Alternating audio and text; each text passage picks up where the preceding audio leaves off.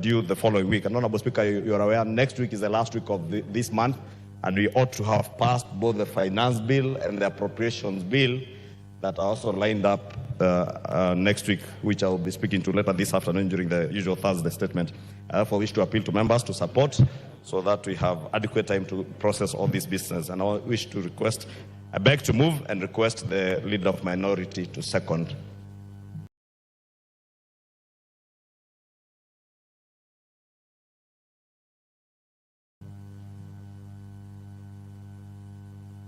The Honourable Speaker, I wish to second, and for the simple reason that I consider the matter of the IBC so crucial that we cannot afford to delay it any further. And therefore, let's proceed in the manner proposed by the Leader of Majority. I second. Order, honourable members on their feet, take your seats. Honourable members, I now propose the question, which is that pursuant to the provisions of Standing Order 33C, this House resolves to hold a morning sitting on Tuesday, 25th June 2024, commencing at 9:30 a.m. for purposes of considering priority business. Put the question. Yes,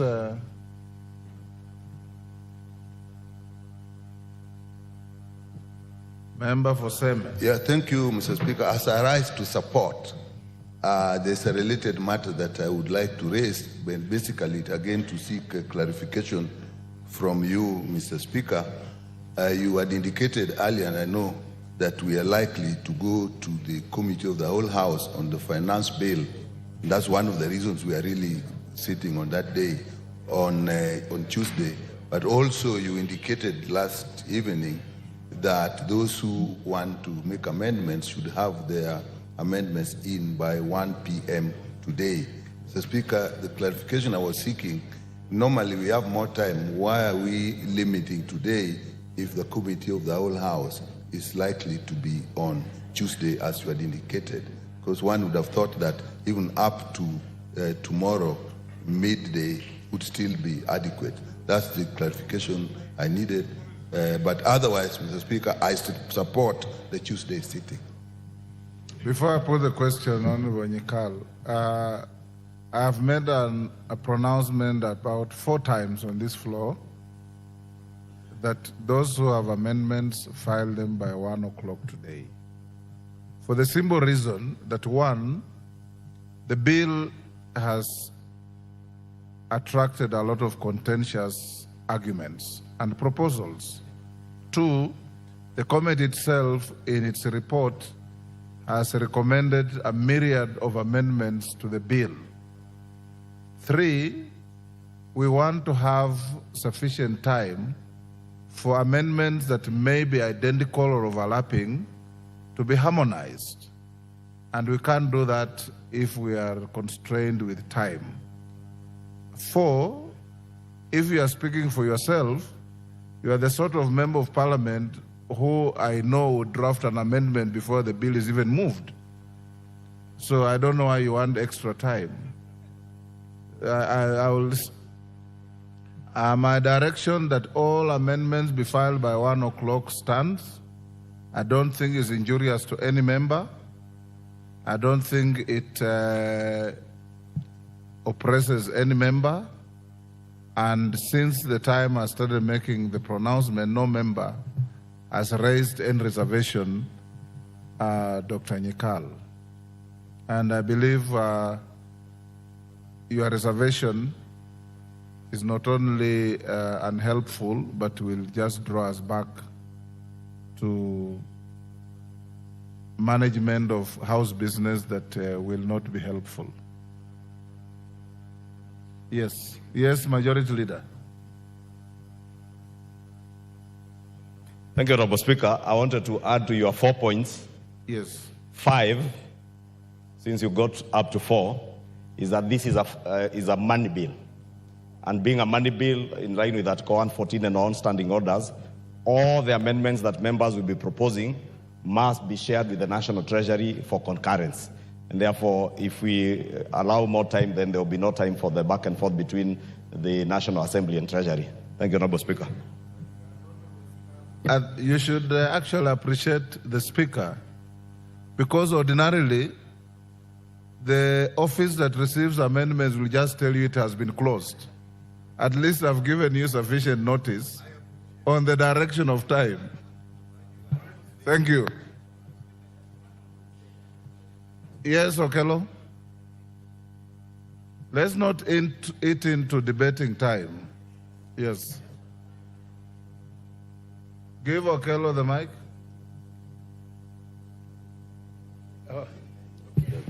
Honorable Speaker, I've got a question related to that, whereas I also support the issue of IBC that needs to be fast-tracked based on the fact that at least not less than 2 constituencies are now disenfranchised as a result of Jared Okello, that is a moot point. Your own leader has said this here 5 times. Yeah, I've got a question. I don't know why you should repeat it. I'm coming to a question, Honorable Take Speaker. your seat.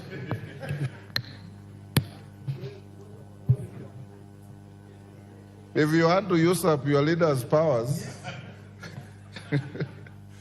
the Speaker will not assist you on that.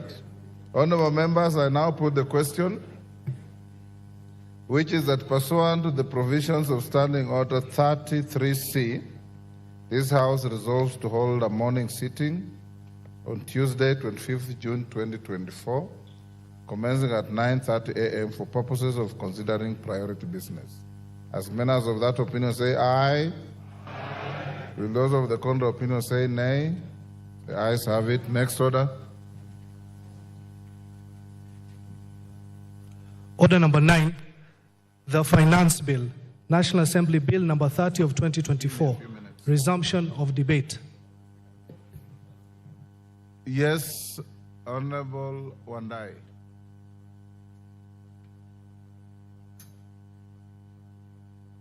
Give him the mic.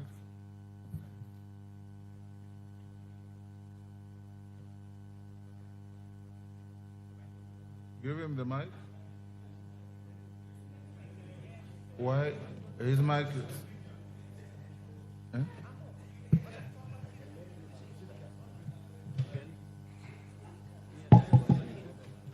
I'm told your mic is malfunctioning. Put where Kenan is.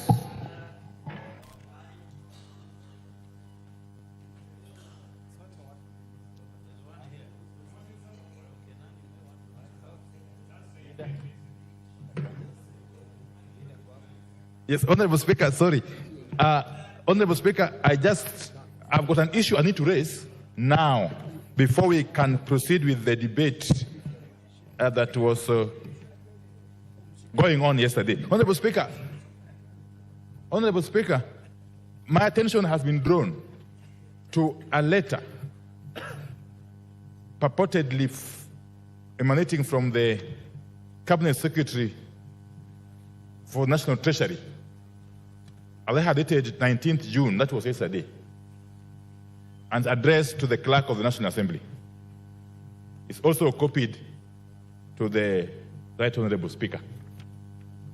And it's a letter concerning request for the advisory on conclusion of supply and ways and means process by the National Assembly. Honorable Speaker, going through this letter in a nutshell, really, in summary, the National Treasury CS is purporting to direct this House that, and I want just to read some paragraph here, that we further note that following the ongoing debate on the Finance Bill 2024, should the Finance Bill 2024 be approved as proposed by the National Treasury, the National Assembly can proceed with the consideration of the appropriations bill as published. However, if the revenue-raising measures contained in the Finance Bill are not approved by the National Assembly, there will be a likely revenue shortfall of approximately Kenya shillings 200 billion. In order to remain within the provisions of the law, I'm just paraphrasing, we propose the following measures, and so on and so forth. Honorable Speaker, first and foremost, the Cabinet Secretary is treading on very slippery grounds. and indeed dangerous grounds. First, by purporting to direct the House on what it's supposed to do in its legislative role. Two, is also anticipating debate. Because as far as I'm aware, we are still at the stage of debating this bill.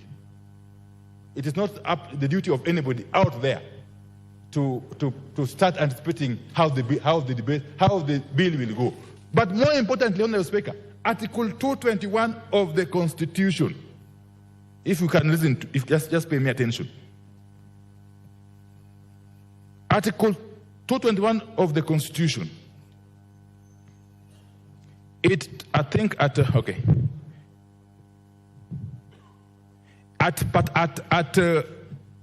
Article 6, it says that when the estimates of national government expenditure and the estimates of expenditure for the judiciary and parliament have been approved by the National Assembly, they shall be included in an appropriation bill which shall be introduced into the National Assembly to authorize withdrawal from the consolidation fund, and so on and so forth.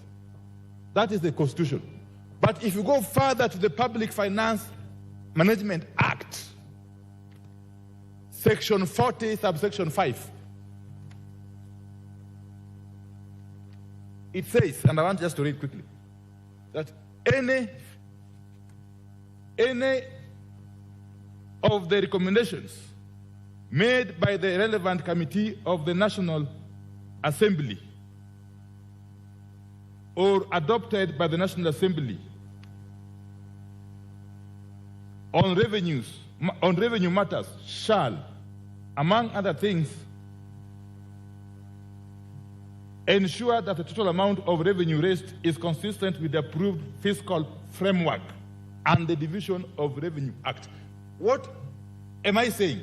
If you read the Constitution at Article 221(5), together with the Public Finance Management Act, Section 40, Honorable Speaker, subsection 5, you arrive at the conclusion that the appropriations bill can only be informed by the estimates, not by the finance bill, Honorable Speaker. That the appropriations bill can only flow or emanate from the estimates that we have actually approved last week or so in this House. So what, therefore, is the CS purporting to say here?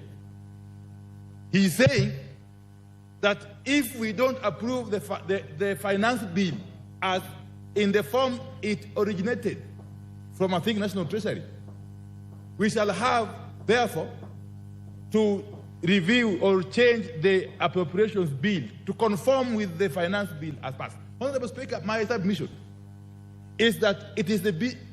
First and foremost, we need to know from the chair of the Committee on Finance. Because the work of the Committee on Finance is to look for ways to raise money to finance the budget that has been passed. Are they saying that they were unable to look for money to finance the budget that we passed last week? If so, the logical thing, Honorable Speaker, is to do a supplementary budget.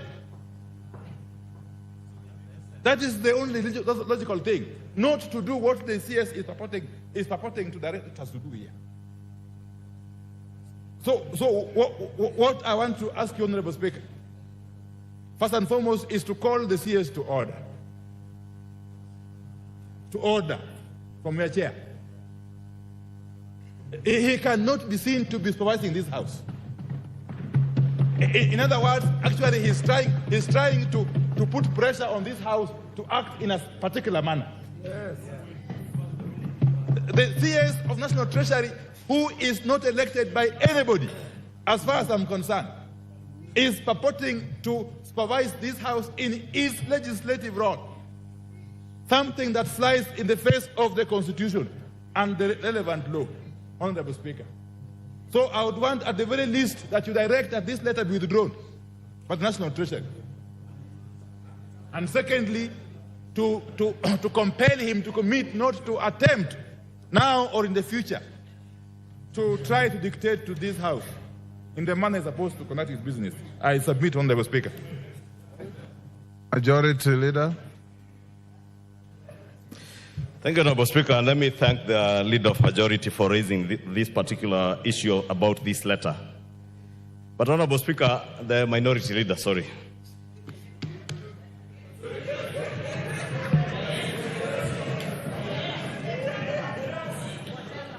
Honorable Speaker, you know, they say any name can raise a baby. And today you are the majority, tomorrow you can be the minority. There's absolutely nothing wrong with me, the slip of the tongue, referring to the Honorable Pio Wandai as the leader of majority. At times I've had people, the slip of the tongue, refer to Junet as a majority whip. At times I am referred to as a minority leader, majority whip. Any name is a name, provided we do what we are here to do. And Honorable Pio will tell you, in the last parliament, when we were with him here, the majority side, that was Jubilee, became the minority and had to depend on the minority side in its own government to pretend to be the majority. The leader of majority then, the Honorable Kimunya, the last 2 years, was the leader of the majority, but was actually a leader of the minority from the majority side. Because the Honorable Aden Duale, who was a ranking member like the Honorable John Buddy, was the leader of the majority on the majority side.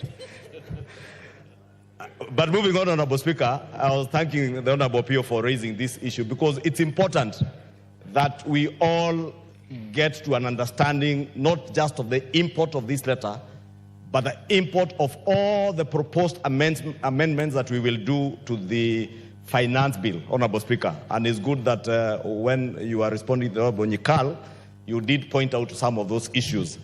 And principally, Honorable Speaker, the last point that I added, that this being a money bill, we must get the concurrence of the National Treasury. And there is reason as to why the drafters of our Constitution, Article 114, put that particular provision of concurrence with the National Treasury. Honorable Speaker, if you read that letter, it points to provisions of the law as it is. Professor Ndungu, who assigned this letter, is not referring to anything that is outside of the law and the provisions of our Constitution. He refers to Section 39(4)(c) of the PFM Act, which requires that any increase in expenditure in a proposed appropriation is balanced by a reduction in expenditure in another proposed appropriation. And Honorable Speaker, he goes on to quote Section 45 of the PFM Act and other sections of the PFM Act that indicate that if we are to reduce the proposed revenue estimates, Honorable Speaker, then concurrently, and I said it on Tuesday, something must give in. If we reduce taxes that are proposed to be the revenue-raising measures to finance the budget that we have adopted, then we must find a way of either reducing expenditure, the expenditure side, because if you don't do so, what you will do is increase the fiscal deficit. It is this House, Honorable Speaker, and I was hoping the Honorable Juguna Ndungu had pointed to it, and I see he hadn't, that we passed a debt ceiling in this House. We cannot go beyond that which we have passed in this House. The National Treasury cannot borrow beyond a certain point, a ceiling that we have set by law in this House. And therefore, if we're asking that let us reduce the revenues, but don't touch the expenditure side, what we are doing is simply telling the National Treasury, increase the fiscal deficit against the law. And we cannot act against the law. I know we are the lawmakers, but we are not allowed by the Constitution to act ultra vires the Constitution. And therefore, Honorable Speaker, what the Cabinet Secretary, it could be a preemptive. It could be preemptive, that I want to agree with the Honorable Pio. It is preempting debate, but the Honorable Juguna Ndungu, CS Juguna Ndungu, is not engaging in debate. This is an advisory opinion to us, reminding us that we need to abide by the Constitution and by our own laws. Honorable Speaker, the leader of minority spoke to the need, and he has asserted that the right thing And he said it so emphatically you would want to believe him, that the right thing to do is to do a supplementary budget. That is the wrong thing to do. It is the wrong thing to do, Honorable Speaker, because you cannot begin from a mistake and say now we will break the law at this particular stage, then we will fix it with a supplementary budget. Supplementary budget should only come in once we have in the first instance,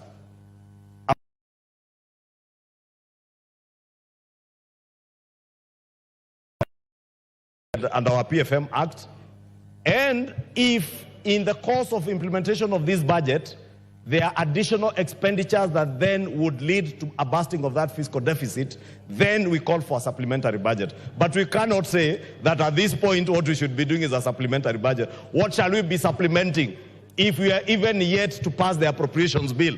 We need to pass the appropriations bill and the finance bill so that we complete the budget making cycle. Once you complete the budget making cycle, then after that you can do a supplementary budget. But we cannot complete a budget making cycle against the law. And that is what Honorable Pio and I is telling us that we should do. It is my humble submission, Honorable Speaker, then, that this letter is in good standing, and this is the way it is. I saw a number of votes, Honorable Speaker, and I said on Tuesday, Honorable Speaker, when this report was tabled, that someone once quipped that choices have consequences. And in lawmaking, the same is true. If we choose to cut on our revenue-raising measures, as the Finance Committee has proposed, there will definitely be consequences. Honorable Speaker, I am fortunate to have been in this House in the last Parliament. The Honorable Andai, who has raised this issue, and the Honorable Junet were in this House in 2018. In 2018, Honorable Speaker, you remember the contentious Uhuru second term, the second finance bill. It was equally contentious. And you remember the debate that was there then about fuel, from 16%, 8%, from 0% VAT. And when we did the revenue-raising measures bill in the form of a finance bill, consequently, we had to adjust the expenditure side. Therefore, Honorable Speaker, it is not the first time it is happening, and it is not the last time. Therefore, if our JSS teachers, who we appropriated resources to hire, if there isn't adequate resources to hire JSS teachers, then something has to give in.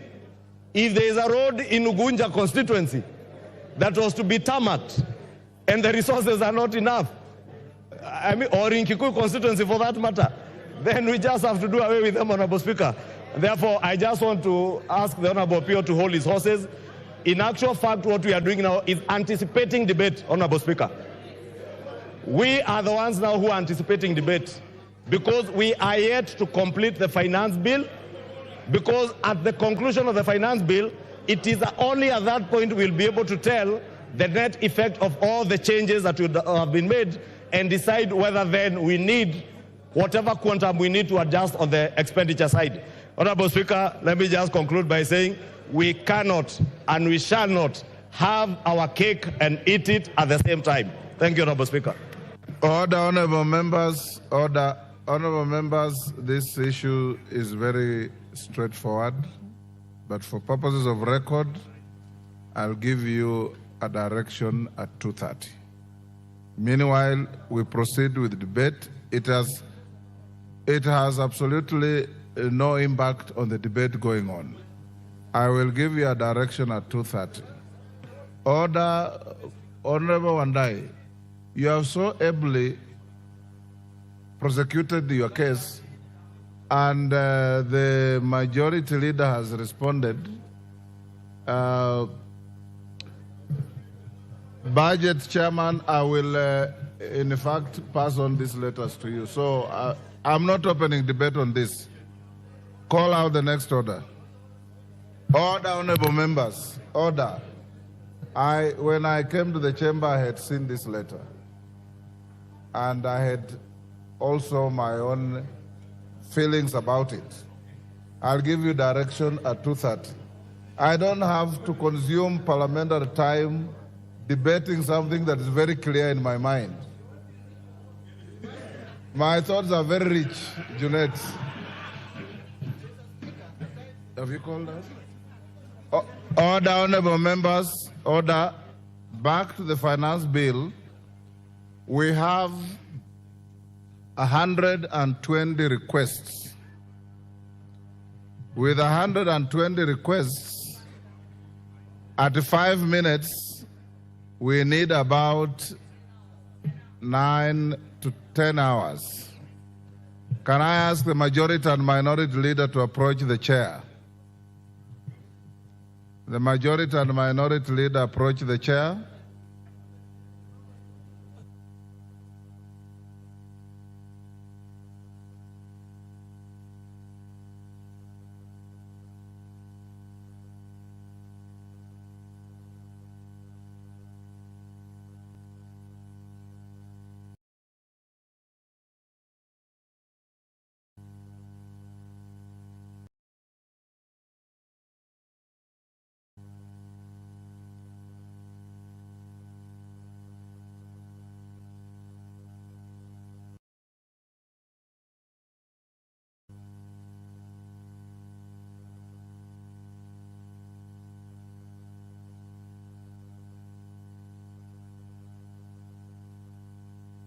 Order, honorable members. Order. Wangela, take your seat.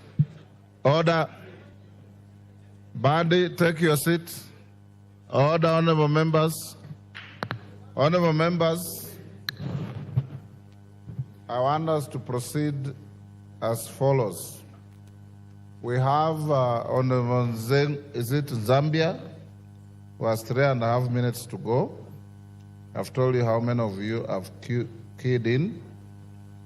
At 7 a.m. this morning, 50 members had already keyed in.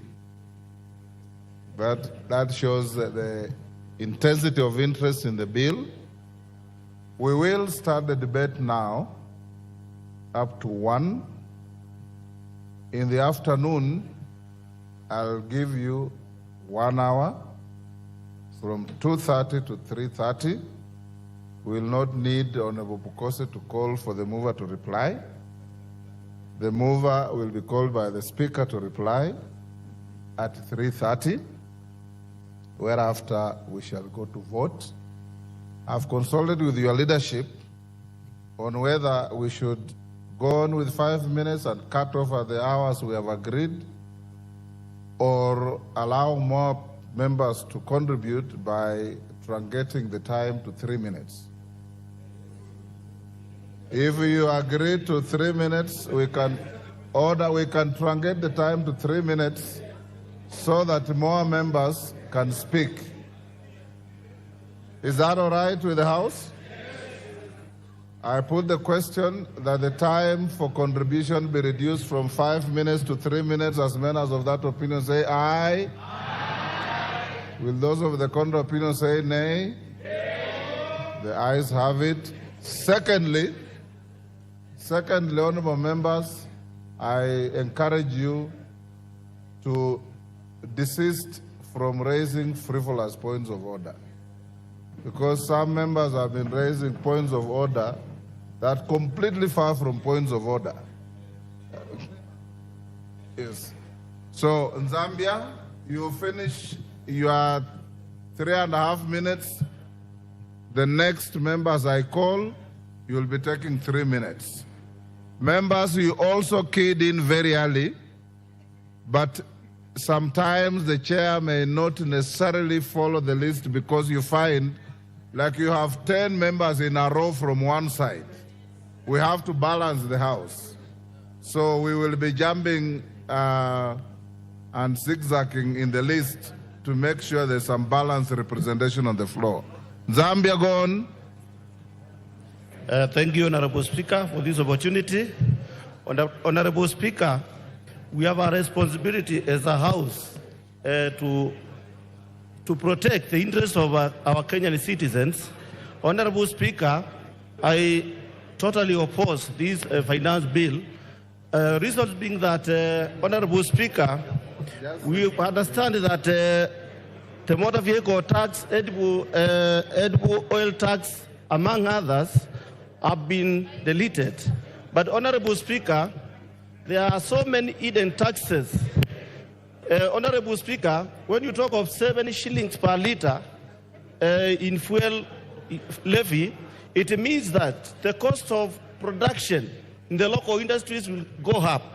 Honorable Speaker, even the cost of producing bread will be higher than even the normal rate as at now. Honorable Speaker, our Kenyan citizens are struggling to put food on the table.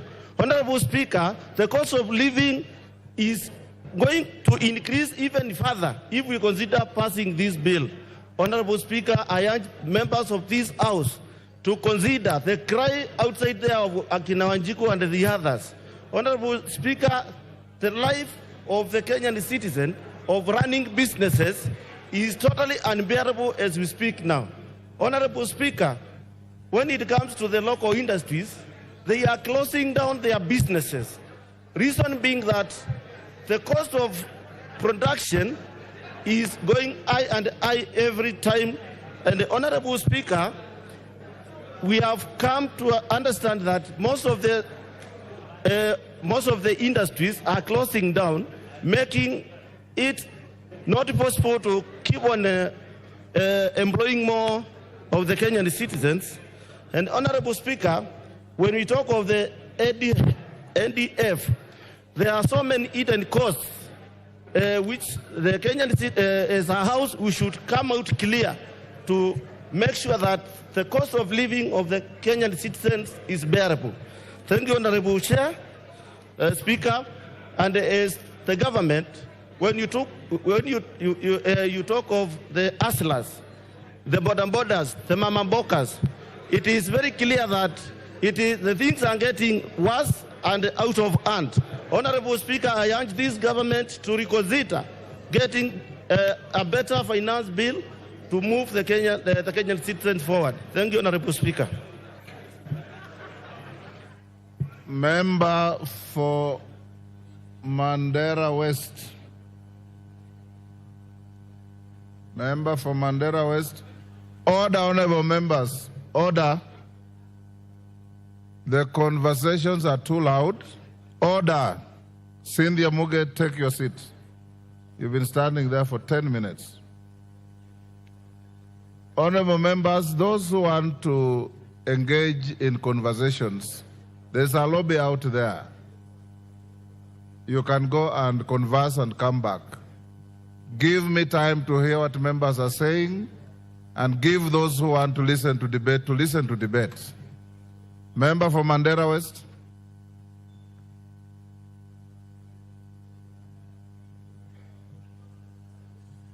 Give him a functioning mic.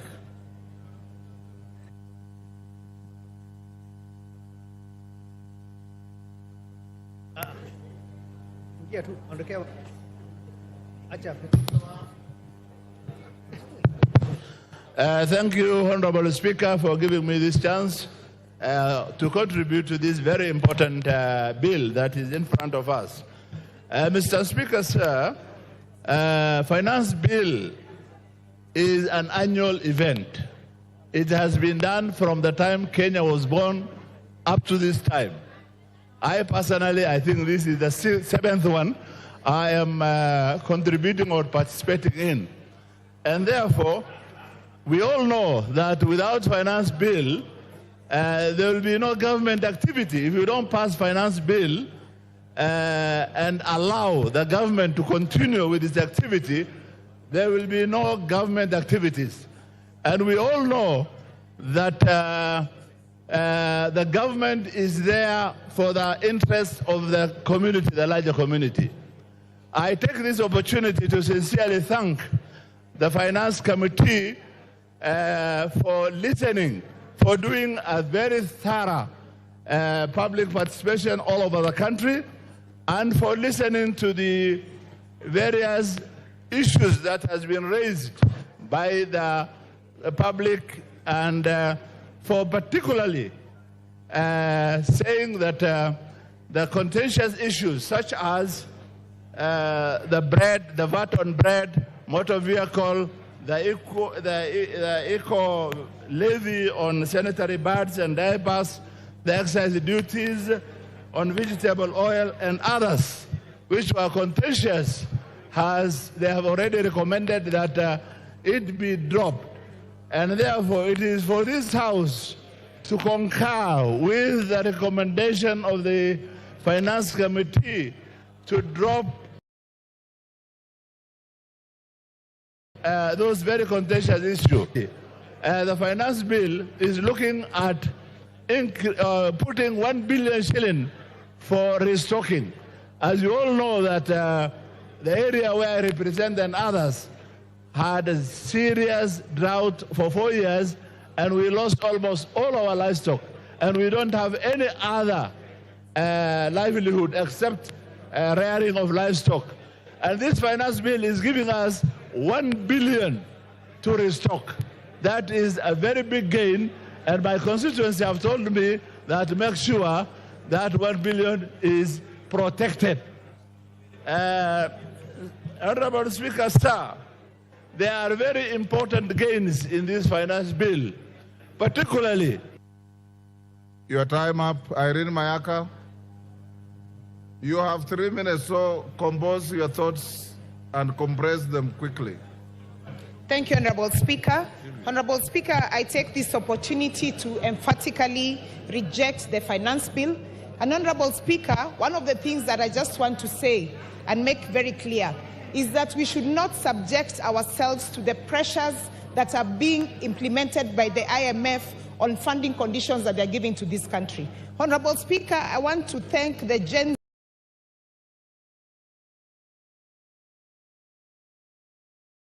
Z and the people of Kenya because they exercise their rights under Article 1 and 2 of the Constitution together with Article 37 of the Constitution. Honorable Speaker, in my quest to reject the finance bill, one of the things that I just want to say very clearly, I keep hearing members telling us that we need to start using locally manufactured sanitary towels, and especially to our male members. I just want to tell you, stop taking Panadols for our headache. Locally manufactured sanitary pads are not of good quality. You cannot expect young girls out there to use pads that will make them have infections and such like things. Honorable Speaker, some of the clauses that I really want us to look into and come and also reject is, for example, clause number 63 that talks about KRA having access to our information. Clause number 23 that talks about amateur sporting association being added additional tax. Honorable Speaker, some of the repercussions that we will have as a country if we continue with this finance bill is that we are making our investment climate to become a very unpredictable one. We will make our country not be and have appetite for investments from foreign investors and local investors as well. Honorable Speaker, we are even making our local people have issues in terms of not being able to invest properly because we are taxing all the money that they have. Honorable Speaker, in my professional advice, I just want to tell the government that, number one, you cannot make this country unstable by continuously having amendments on every finance bill that you bring to us. Honorable Speaker, right now, we are even taxing, soon we'll even be taxing air that Kenyans are breathing. Because what is happening now is that we have taken a picky-ponky approach in terms of the things that we are approaching. Honorable Speaker, let's not take away... Yes, order. What's the point of order? What's wrong with you? Yes, Didymus, what's the point of order? Mr. Speaker, I rise on point of order number 107, F, and writing together with the standing order number 91. Is the Honorable Member of Parliament in order to insinuate that locally manufactured goods are substandard? She has continued to make reference that the sanitary pads that are locally manufactured causes infection, Honorable Speaker. Is she also in order to insinuate that while understanding, Honorable Speaker, that she's also locally manufactured, so is she also insinuating that she's also not substandard? Honorable Speaker, she must be able to give accurate information to the Kenyans. Locally manufactured goods, locally manufactured things are of high value, including herself, Honorable Speaker. She is locally manufactured, unless she is confirming that she is substandard. She should substitute, Honorable Speaker. Irene, wind up. Thank you, Honorable Speaker. As I wind up, I just want, unless I am not aware, what I know is that the Honorable Member does not use pads. I am the one who uses pads, so I know the feeling, and most Kenyans know the feeling who use pads. So unless you use pads, please tell me otherwise. As I wind up, I just want to say this. Please, to the government of Kenya, you have already taken away the happiness of some of the tax members who take alcohol by increasing their tax. I want to urge you, please, kindly, do not again come and tax the only happiness that Kenyans are remaining with, adults who pay taxes, which is their orgasms. I thank you.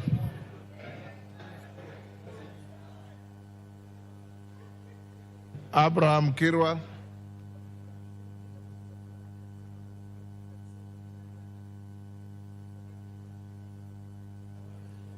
Thank you, Mr. Speaker, for giving me this opportunity. I stand here, Mr. Speaker, to support this bill as amended. Mr. Speaker, there is no country or nation that will be able to stand without a budget. And there is no budget that can be able to stand without revenue resources. And so, Mr. Speaker, there is so much that has been said about this particular finance bill. There is a lot of misconception about this finance bill. There is so much amendments that has been done, which is good. And so, Mr. Speaker, one, I would like to urge the individuals who are our members who are really opposing this particular bill to reread the bill, because first, there is no way to reject a whole bill. There is no way we can actually do amendments, but to reject a financial a bill like this is not possible. So, Mr. Speaker, I want to actually support this bill for two reasons. One, it's supporting the farmers. Most of my constituents actually grow sugarcane and also tea and many other things. And on this bill, Mr. Speaker, it is supporting the constituents, the members of my constituency. Two, the issue of school. Most of the students, Mr. Speaker, those who are in JSS, no students, but the teachers who are in JSS, Mr. Speaker, will be absorbed because of the funding which is now coming through this financial bill. And three, Mr. Speaker, we are talking of promoting the local manufacturing.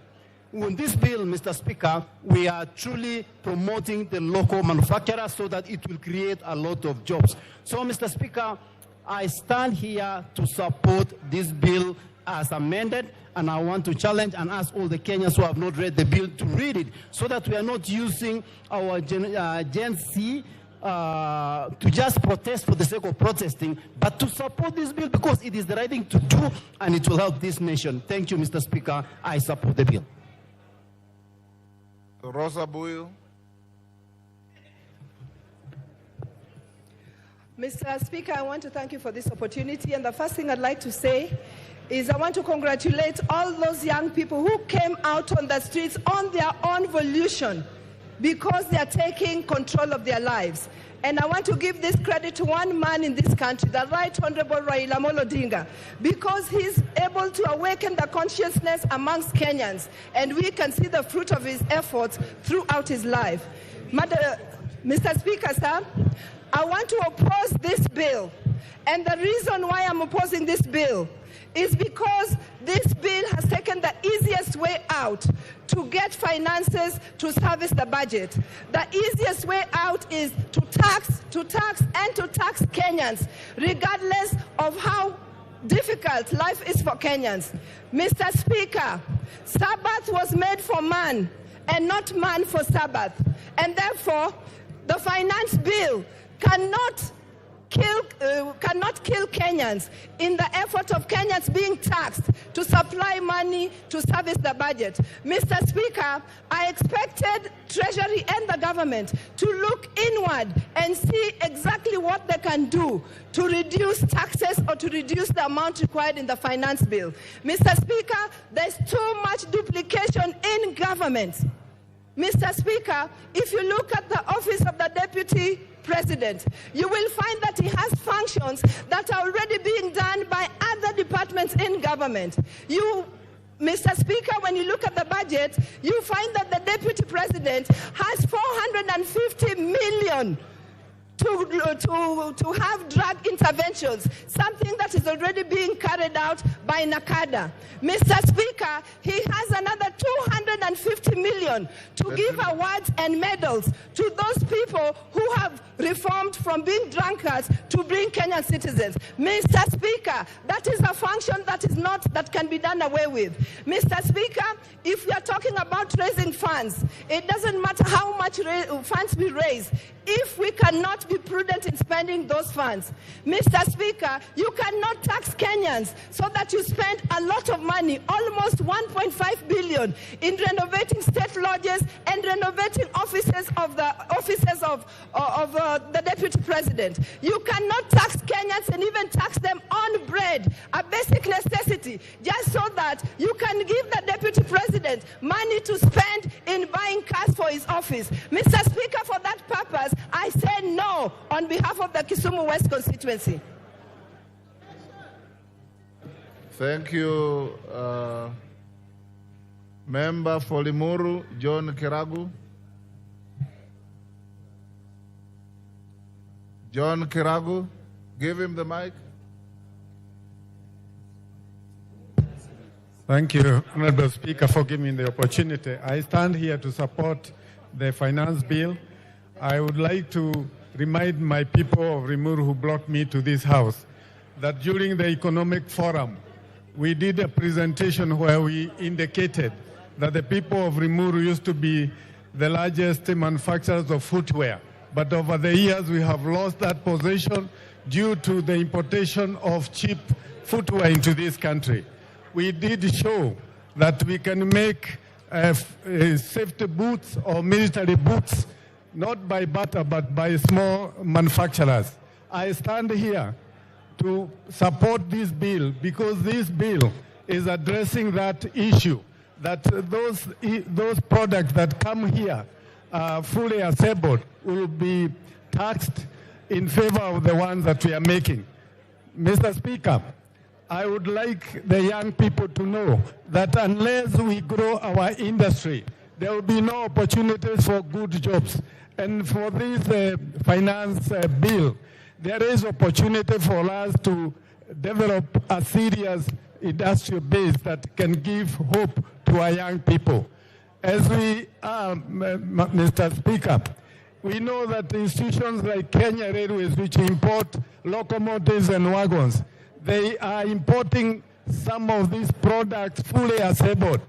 Mr. Speaker, even government organizations should also make sure that those kind of products, they are also brought in knockout kits and that they are assembled in this country to give our people the skills to assemble and also jobs. Mr. Speaker, as I finish, the sugar industry, we know that one of the major challenges that they have had is the one of the maintenance cost. And we cannot rely on importation or spare parts for this crucial industry. So it is important to develop local capacity to support our industry. Mr. Speaker, I know that if we take this line seriously of local manufacturing, our country will develop. Thank you.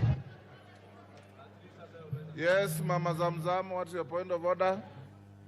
Mr. Speaker, I stand on standing order number 91, and honorable member was speaking about the importation of the tax on importation of goods.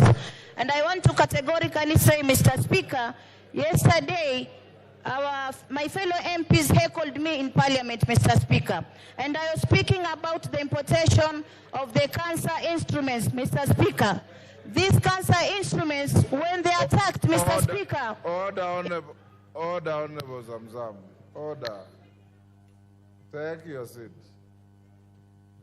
Mami, you are trying, in the guise of a point of order, you are furthering the argument that you were challenged on yesterday. And the standing orders don't allow you to speak twice on the same motion. So please, and just take your cool, Mama. Take your cool. Member for Kaspul, order Mama Zamzam.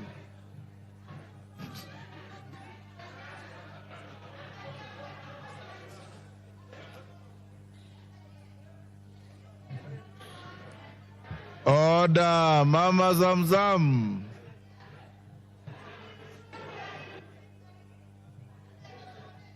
Mheshimiwa Zamzam, waliokupigia kura Mombasa wanakuangalia ukiwekeza vidole kwa wenzako. Take your seat. Endelea mbunge wa Kaspul. I'll come to you. Thank you, Honorable Speaker, for the opportunity to allow the voice of the Kaspul to be heard. After doing comparative analysis, including the other financial bills which had been brought before the House 2022-2023, we hereby voice our rejection of the bill in totality. I also want to congratulate Kenyans for coming out in advance before the leaders to do a lot of demonstration, which brought some amendments which are not a factor of this discussion now. I want to draw their House to clause 46. You know, fuel is a major factor of production. Increase in fuel levy, it affects production because in economical world, movement of materials and human produces good goods. So by increasing the fuel by 7%, actually it will increase production of essential commodity, which will increase the prices. I also want to draw attention to clause 54 of VAT remittance. Before this is brought, the remittance was being done within 30 days. Now it has been reduced to 3 days, which means Department of HR in any department will have to bring additional staff, which will increase cost. The other clause 48 on IDF, which has been increased from 2.5 to 3%, will also affect the cost of the product because there will be increment in cost of manufacturing, which will also kill industrial product. I've also seen proposed amendments, which is not a subject of today's discussion, as they are increment in 16% on bread. There is also 16% on transport of sugar. There is also increment of 16% on financial services, which will bring a great impact.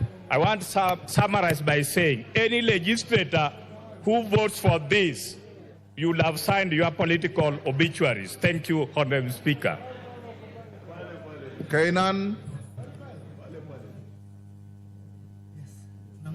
Thank you, Mr. Speaker. Mr. Speaker, this bill contains an array of tax proposals that affect the different tax laws, Mr. Speaker. Mr. Speaker, the intention is to give the government the legal force to collect taxes to finance the budget, Mr. Speaker. Mr. Speaker, ordinarily, this bill has gone through all the legislative stages that every bill ought to go through, Mr. Speaker, until it became part of the public debate, Mr. Speaker. And therefore, Mr. Speaker, taxation, all laws affecting taxation are generally emotive, polarizing, and highly political. Mr. Speaker, the debate on this bill has taken two dimensions. One is political. Mr. Speaker, the political dimension has been convoluted, highly polarized, full of propaganda, misinformation, misinterpretation, Mr. Speaker, and this is part of the norm of our Kenyan society, Mr. Speaker. Mr. Speaker, as a member of the Finance and Planning Committee, we were guided by reason, we were guided by the public interest, and Mr. Speaker, we were keen on the views of the Kenyan taxpayers, Mr. Speaker, who appeared before the committee, Mr. Speaker. And Mr. Speaker, proudly, I must admit, the bill as published, if we will not have effected any amendment, will have been difficult to implement, will have been difficult to internalize, Mr. Speaker, and that is why we as the members of the Finance and Planning Committee, Mr. Speaker, took time to listen and be guided by fairness and the principle of public participation, Mr. Speaker, and that's why we came up with a raft of amendments. And these amendments, Mr. Speaker, has done away with VAT on bread, VAT on transportation of sugar, VAT on financial services, VAT on increase on mobile, the 2.5% on vehicle, Mr. Speaker, the excise duty on edible oil, and many other changes, Mr. Speaker. Mr. Speaker, what I want to say is this. This is a house of tradition. This is a deliberative house. And I want to urge my colleagues here. This bill as amended meets the expectation and the test of time, and I want to urge you, don't be intimidated. Pass this bill as amended, and it will add value to the taxpayers who have elected you. These other shenanigans, these other hula blues and propaganda, you have the right to address your concerns. But as elected representative of the people of Kenya, this bill as amended meets my expectation, and therefore I urge you to, and certainly you know, Professor Omelo, I do not belong to the list of the members.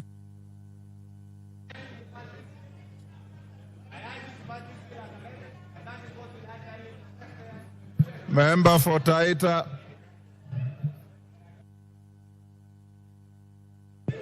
Thank you.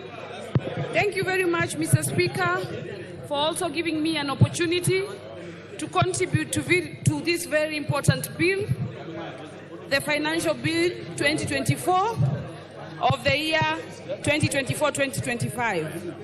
And Mr. Speaker, from the onset, I want to say that I support the bill.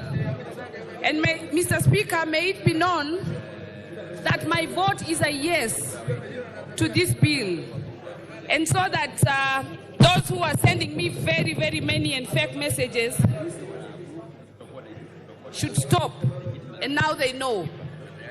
Mr. Speaker, initially I was a bit worried after listening to my people about some of the issues that they were not comfortable with.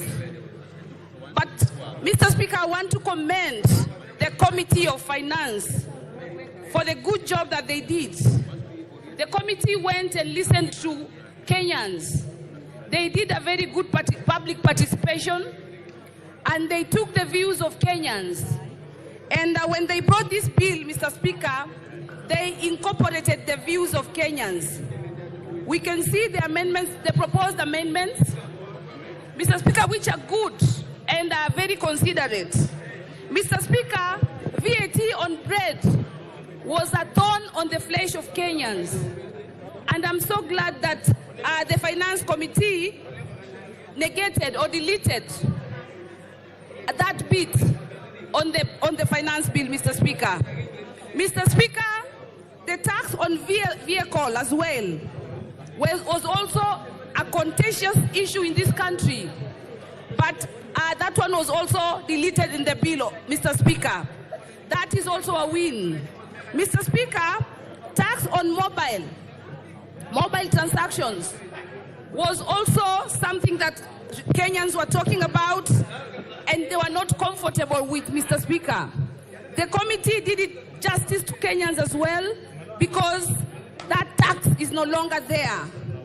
Mr. Speaker, I want to say that this bill promotes local manufacturers because when we exempt taxes on the local manufacturers, such that the ones that produce stuff like sanitary towels, diapers, and this stuff, Mr. Speaker, then we will be promoting the local manufacturers and therefore creating employment to many Kenyans, because this.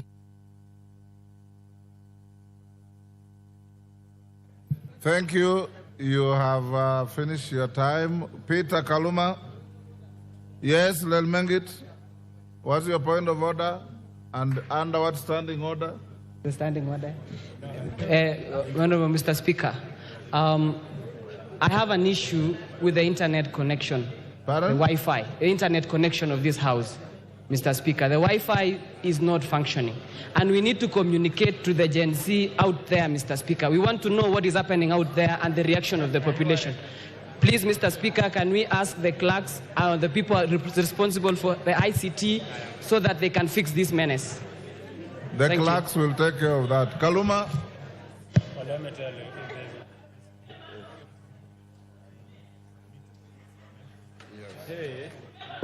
I thank you, Honorable Speaker, for allowing me to speak to this particular bill.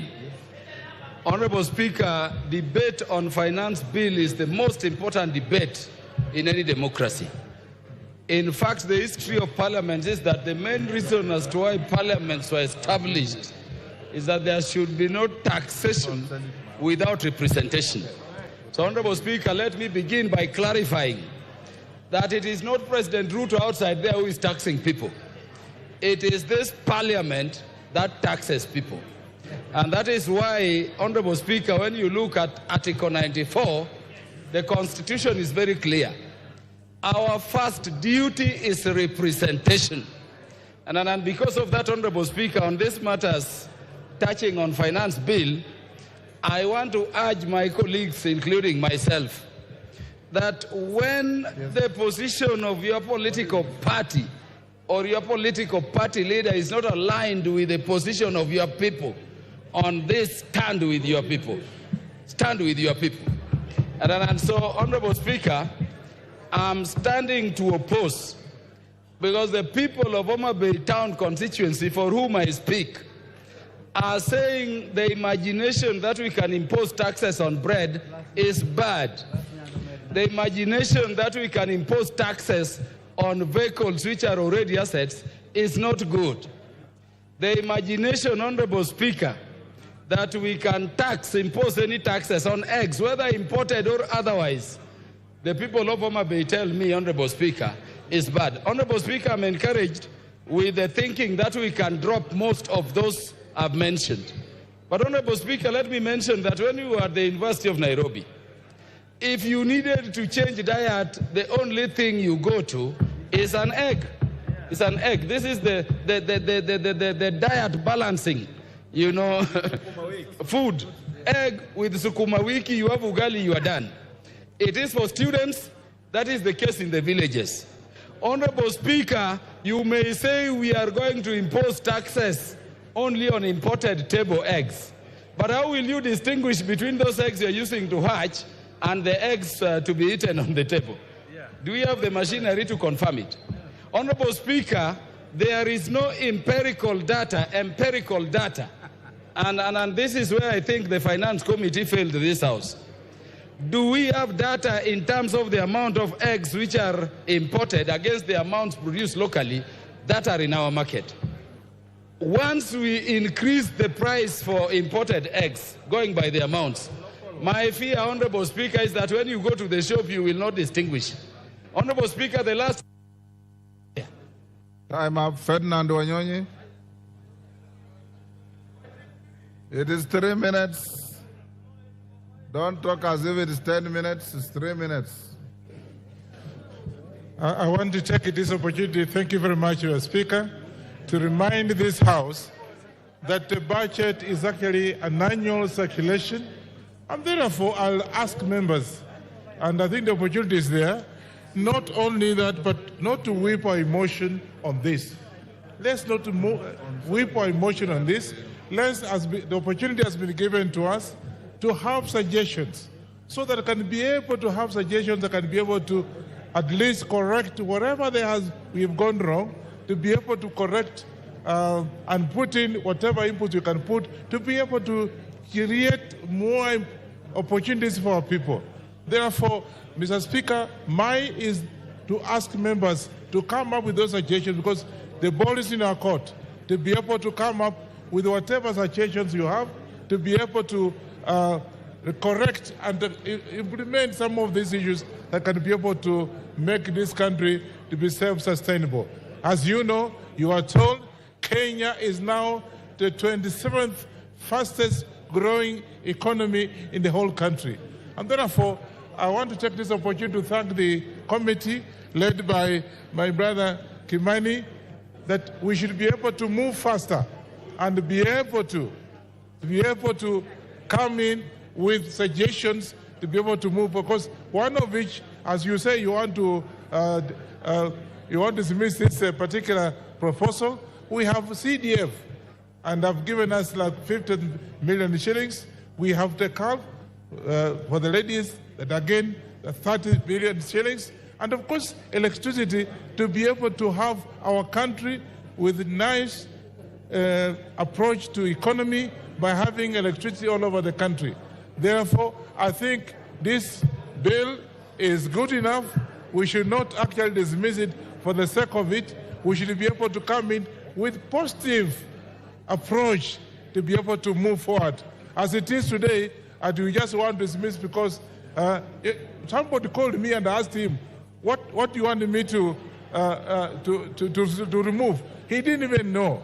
So let's not go by emotion. Let's go by whatever we have and be able to move forward our economy. Thank you.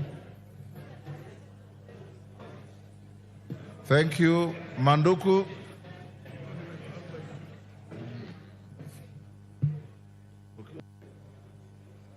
Thank you, Mr. Speaker.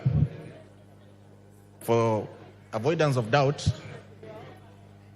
I stand to oppose the Finance Bill 2024 and urge my colleagues to vote no. Mr. Speaker, the bill as presented before the House goes against our own tax policy, which we approved in this House. But curiously, Mr. Speaker, in an effort to expand the tax base, there's a provision that has been sneaked in that will compel families to pay capital gains tax on land that they transfer to their children. If you look at the proposal to amend the Stamp Duty Act Cap 480, I find it difficult that if I give my son land, or if I ask my family to donate land to my children, I'll be compelled to pay some taxes. Further than that, Mr. Speaker, and having worked at the Port of Mombasa, I can tell you that this country is a net importer. And therefore, increasing the IDF fees by 0.5% will have a net effect of having expensive goods manufactured locally. Mr. Speaker, there's a provision also in this bill that seeks to expand or to extend the number of days that the Kenya Revenue Authority can get back to taxpayers on decision making from the 60 days to 90 days. I find it curious that we want to give the taxman a lot of time to get back to us on very simple decisions which would otherwise streamline taxation. Mr. Speaker, my advice to the government is that they should get down to work. Avoid listening to tweeting economists and avoid too many prayers. Get back to work and grow the economy. Thank you, Mr. Speaker.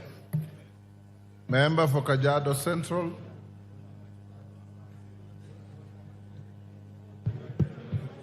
Thank you, Honorable Speaker, for giving me this opportunity. And Honorable Speaker, I rise to support the Finance Bill 2024 for the following reason, Honorable Speaker.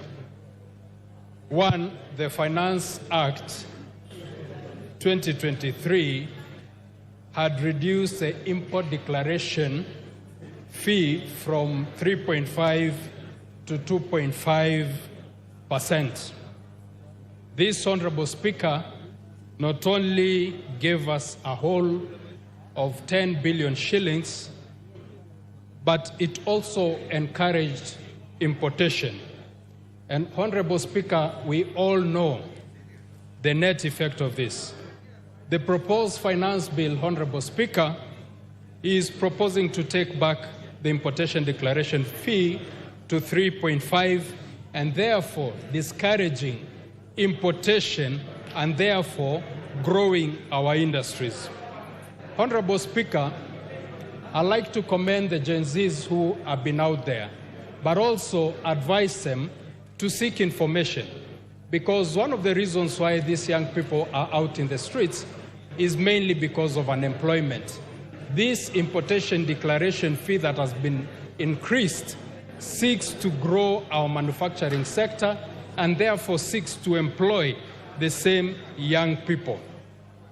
Second, Honorable Speaker, is the eco levy in clause 45 of the bill. Honorable Speaker, we all know the effects of climate change, the negative effects of climate change. This levy, Honorable Speaker, seeks to protect our environment from environmental wastes, which is one of the contributors to climate change.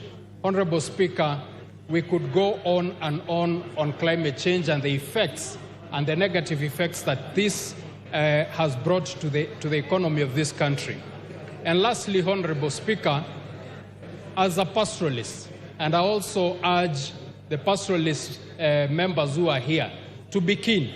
In the past budget, we have 1 billion shillings that is meant to be restocking money for our people. Our people had suffered losses due to drought. The 1 billion is going to be a game changer to our people. There is also money for value addition. And this, Honorable Speaker, I support the bill. Thank you. Thank you. Karole Omondi.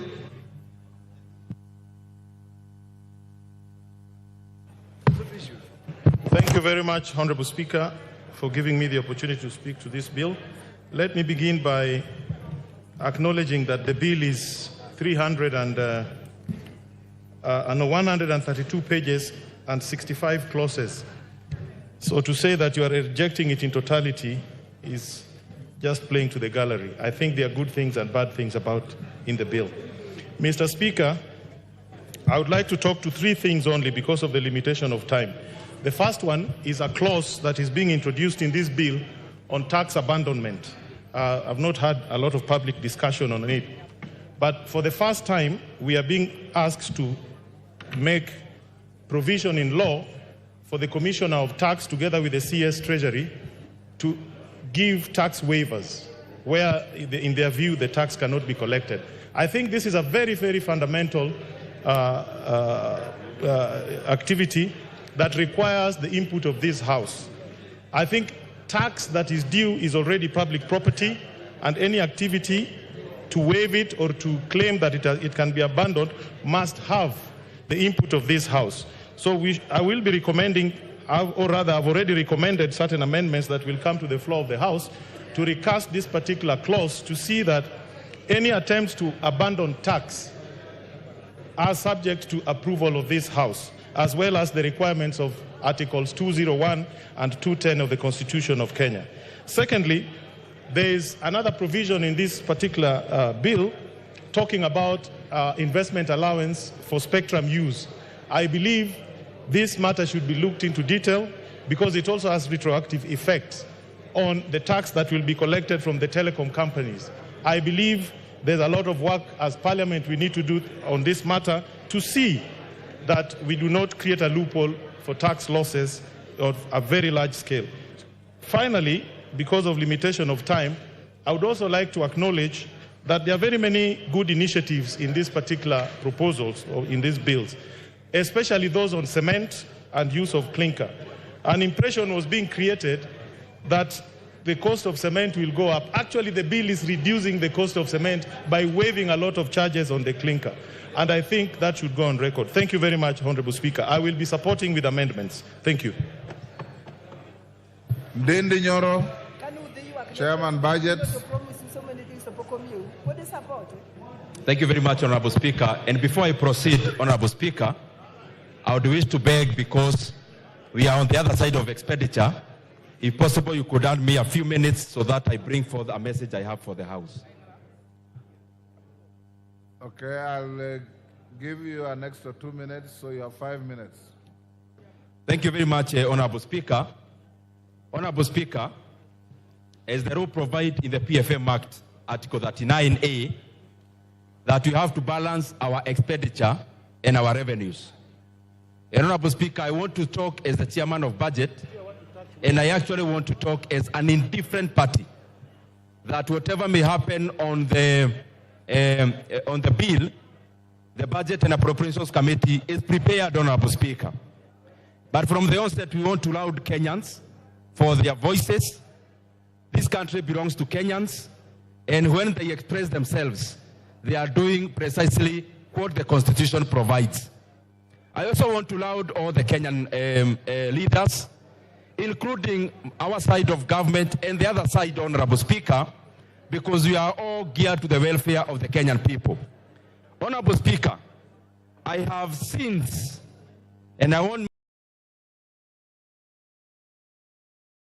members to, if possible, they can clerk of the National Assembly, but I am copied as the chairperson of budget.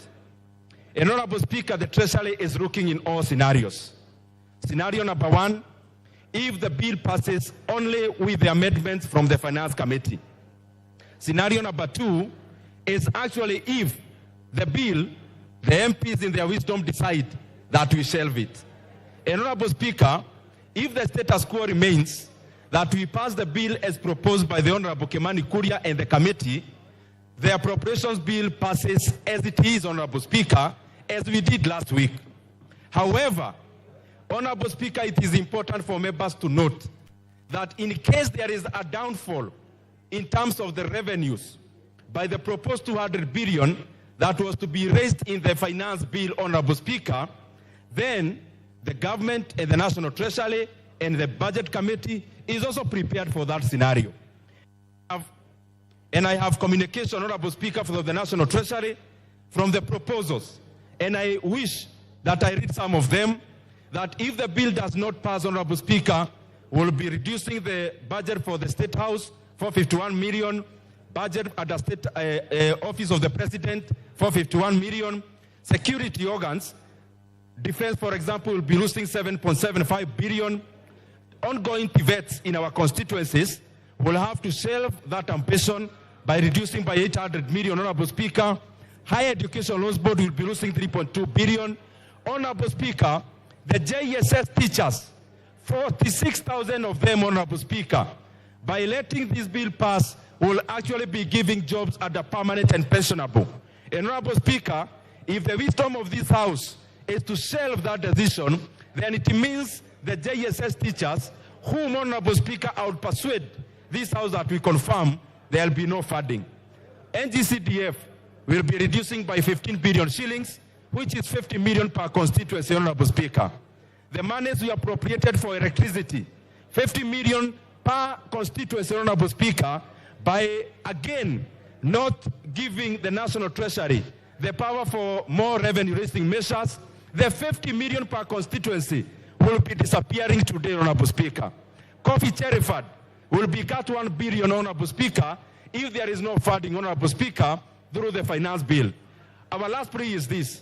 This letter is public information. It can be shared to the members of Parliament. Honorable Speaker, my plea is this, as the chairman of budget, that if it's possible, the House Business Committee can actually bring the appropriations bill this afternoon. That the decision that we take in the finance bill, we can also cascade the same by appropriating the proposed cuts in the appropriation bill so that we can finish the entire business today, Honorable Speaker. However, Honorable Speaker, I am sure with the same energy that we are speaking either for or against, we will also explain to Kenyans, the JSS teachers, I am sure those who will be voting against their confirmation to PNP, we will also explain to them, Honorable Speaker. Those voting against increment in CDF will also be, Honorable Speaker, explaining to Kenyans about it. Those who will be voting against the increment, Honorable Speaker, of employing 20,000 more teachers will have an ample time to explain to the teachers of this country, Honorable Speaker. And Honorable Speaker, the proposed cut in terms of roads is 15 billion. Those who will be voting against the increment of 15 billion to roads, I am sure they'll eloquently explain to Kenyans about it also, Honorable Speaker. A minute to finish.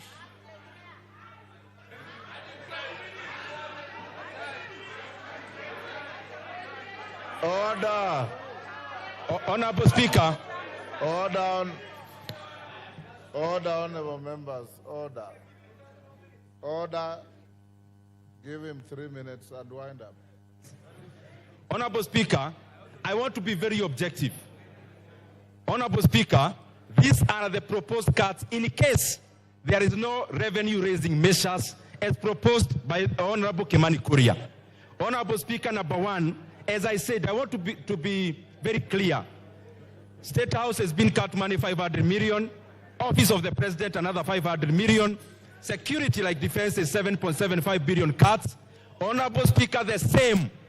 We have already promised our JSS teachers that the 46,000 of them will be employed on permanent and pensionable.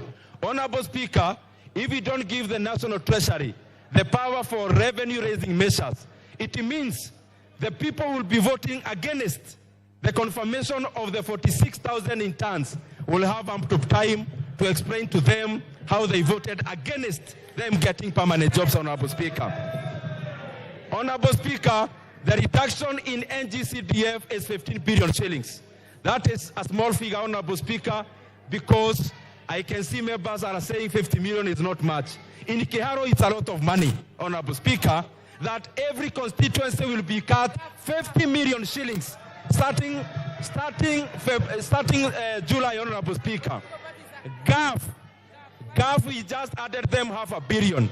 Honorable Speaker, the proposal is to reverse the 500 million and also to reduce further by an extra 1 billion, Honorable Speaker. The monies we appropriated for electricity, 50 million per constituency, Honorable Speaker. I hope those who will be voting against electrification in our villages will have time to explain to Kenyans why they are voting against electricity in our rural areas, Honorable Speaker. Honorable Speaker, there is a proposed reduction. Order. Honorable Commissioner Mishi, I know you differently. Order. Order, honorable members. Order. Order, honorable members on both sides of the House. Order. Order. Honorable members on both sides of the House. In the tradition of Parliament, if you approve of something, you thumb your feet. You don't wail and shout as if you are in a rally. This is not a rally. This is a House of Parliament. Dindi, can you wind up? Honorable Speaker, the other thing is that there is a proposed reduction of 1 billion shillings in livestock restocking. From our side, we believe those who lost their livestock deserve to be compensated. Those who will vote against 1 billion that is going to livestock restocking will explain to our pastoralist, Honorable Speaker. Honorable Speaker, also, the monies proposed for reduction for school feeding program is 1.8 billion. On our side, we believe the 1.8 billion is needed to feed the children of this country as they go to our schools, Honorable Speaker. Honorable Speaker, the political parties, we can all agree in unison. We are proposing a cut of 900 million. I know that is not contentious. We can agree to cut it this afternoon, Honorable Speaker, because we are also prepared for it. Honorable Speaker, there is a proposed cut of 5.5 billion shillings for cash transfer. Our parents who registered last year deserve to get their cash transfer. Order, time up. Betsimba. Order. Asante sana Rosa Buyu, Mheshimiwa. you have already spoken on this bill. You have no business doing what you are doing. Asante sana Mheshimiwa Spika kunipa fursa na mimi niweze kuzungumzia kuhusu mswada huu wa fedha. Mimi nimesimama kuupinga mswada huu. Na kitu nitasema hapa, viongozi muheshimu malalamishi ama matakwa ya wananchi. muisikize vilio vya wananchi. Kuongeza ushuru wa mafuta kutapandisha kila bidhaa ambayo inahusiana na mafuta. Kwa hivyo hii ni shughuli ambayo haifai kwa sababu gharama za maisha zitakuwa juu. Kuweka ushuru kwa bidhaa zinazotoka ng'ambo zitamrudia tena mwananchi, kwa sababu bidhaa zinazotengenezwa hapa nchini bado haziwezi kukimu mahitaji yetu, mpaka tutachukua tena kutoka kule zile za ng'ambo, ambazo zitaleta shida zaidi. Kwanza tutengeneze viwanja vyetu kabla tujaweka ushuru huo. Na kuhusu kwamba fedha zitatoka wapi, wapunguze matumizi katika ofisi za serikali. Wanaweka pesa nyingi kuhudumia wageni wakija. Kama mgeni amekuja, mpe maji ya kunywe, na kama ni lazima akae paka mchana, mpe kidheri, mwambie hiyo ndio chakula chetu cha kitamaduni, sio kukula makuku na madino kwa gharama za wananchi. Mnaleta paka tu katika sehemu zenu. Kupandisha bei ya mikate, mwananchi wa kawaida ni bidhaa ambayo inatumika kwa kila boma. Kila boma asubuhi na jioni tumia mikate. Wewe unaenda kuongeza ushuru wa mkate, na mkifanya hivyo tutakunywa chai na mgoka kama ndio mnataka hivyo. Kwa hivyo Mheshimiwa Spika, ni kwamba serikali ipunguze ile matumizi ambao wao wanafanya, wapunguze safari wanazokwenda nje, waende mahali ikiwa ni muhimu na ni watu wawili pekee yake, hapana kwenda watu 30 alafu mnasema wananchi waongeze ushuru, na huku mmechukua ndege nzima mnaenda nayo huko nje. Mnakwenda mahoteli, mnazungumza ambao mikutano mnaweza fanya katika boardroom zenu. Hiyo ndio sio ni matatizo. Kwa hivyo mimi nasema kwamba ushuru ama hii mswada wa fedha uangushwe huu, kwa sababu wananchi wameusoma. Msione wale watoto wale vijana wameandamana, walisoma kwa sababu huu mswada uko katika mitandao, wanajua kila kipengee kile kilichoko pale. Mnaongeza matairi, mnaongeza vyombo ambavyo vitapima saratani, mnaongeza bidhaa ambazo za x-ray ambao tayari matibabu ni gharama, na saizi mnaongeza tena. Itakuwa zaidi, watu wanaumia, watoto wanajinyonga huko kwa sababu ya depression ambao ziko nazo. Kwa hivyo Mheshimiwa Spika, nimesimama kupinga mswada huu. Asante sana. Mwengi Mutuse.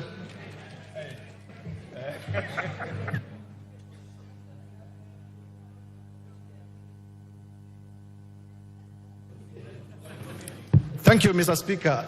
Mr. Speaker, my friends. Thank you, Mr. Speaker. I wish to make a very brief contribution. And my contribution, first of all, is to debunk some erroneous myths that have been perpetuated in this debate. Mr. Speaker, during this debate, a perception has been created that the contestations around the finance bill have only happened after President William Ruto became president. Nothing can be far from the truth. Mr. Speaker, those of us who are students of history know that taxation began 3,000 years before Christ, actually in the ancient kingdom of Egypt. And even at that time, taxation was contentious. It has also been said before this House during the government of Kenyatta I, during the government of President Moi, during the government of President Kibaki, during the government of Kenyatta II, and even now, the finance bill has been an annual event, and it has never been a smooth sail. But something different has happened this year, Mr. Speaker. During the many times that the finance bill has been presented before Parliament, a lot of the times the voices of the people have never been factored by either the Parliament or by the executive. But for the first time in history, the voices of the people have been heard and have been factored in the report that was presented before this House by the Finance Committee. One of the principles of good governance is responsiveness to the wishes of the people. And I want to laud the Finance Committee for being responsive to the wishes of the people of Kenya. Mr. Speaker, politics is a very interesting game. On Tuesday, and if we may be heard in silence, Mr. Speaker, on Tuesday, after we finished our parliamentary group, I had a very jovial discussion with some of my friends who are on the other side. I had very jovial discussions with some of my friends who are on the other side, and they were saying, why have you removed everything that you wanted to rely on in the finance bill to do politics?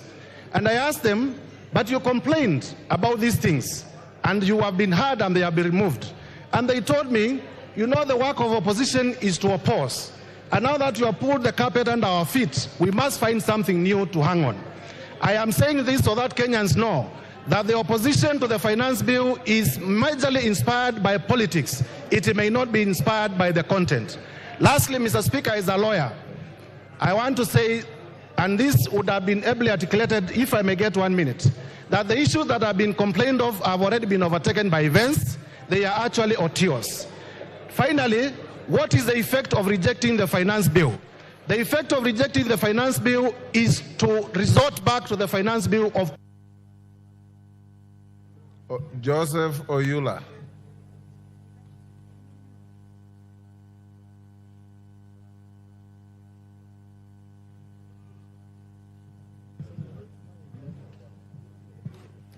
Thank you, Mr. Speaker, for giving me this opportunity to also contribute to this important bill. Mr. Speaker, I want to start by thanking the Finance Committee for the work well done. It took a long time, but they came up with a good report. Mr. Speaker, notwithstanding the amendments that were made, this bill was a disaster. This bill is assuming that the Kenyans' tax rate should move to a higher rate regime, which is not comfortable for this country at all. Mr. Speaker, we should not take ourselves to a higher tax regime, which is going to cause stress to our business community and the individuals. The country needs to move slowly towards a higher tax regime. If the country is moved very fast, Mr. Speaker, then we will not balance our budget. Mr. Speaker, we need to make sure that the revenue is raised, yes, but also the tax rate is comfortable to the community of this country. Mr. Speaker, as we go through this bill, Mr. Speaker, let us note that increasing the tax rates does not guarantee raising that money. It has happened in the bill for 2023. We never made it. The chances are that during this period, we may also not make it. So the Treasury should not come up with such a disastrous proposal in the tax rates. It is for this reason, Mr. Speaker, that we are rejecting this bill, and I would want the Treasury to take it back and come up with a bill that is balanced, a bill that will ensure the country is raising revenue, and a bill that will ensure the people of Kenya are not stressed. This is very important, because if we raise the tax and we don't get that money, it will not help the country at all. Thank you, Mr. Speaker. Jane Kagiri.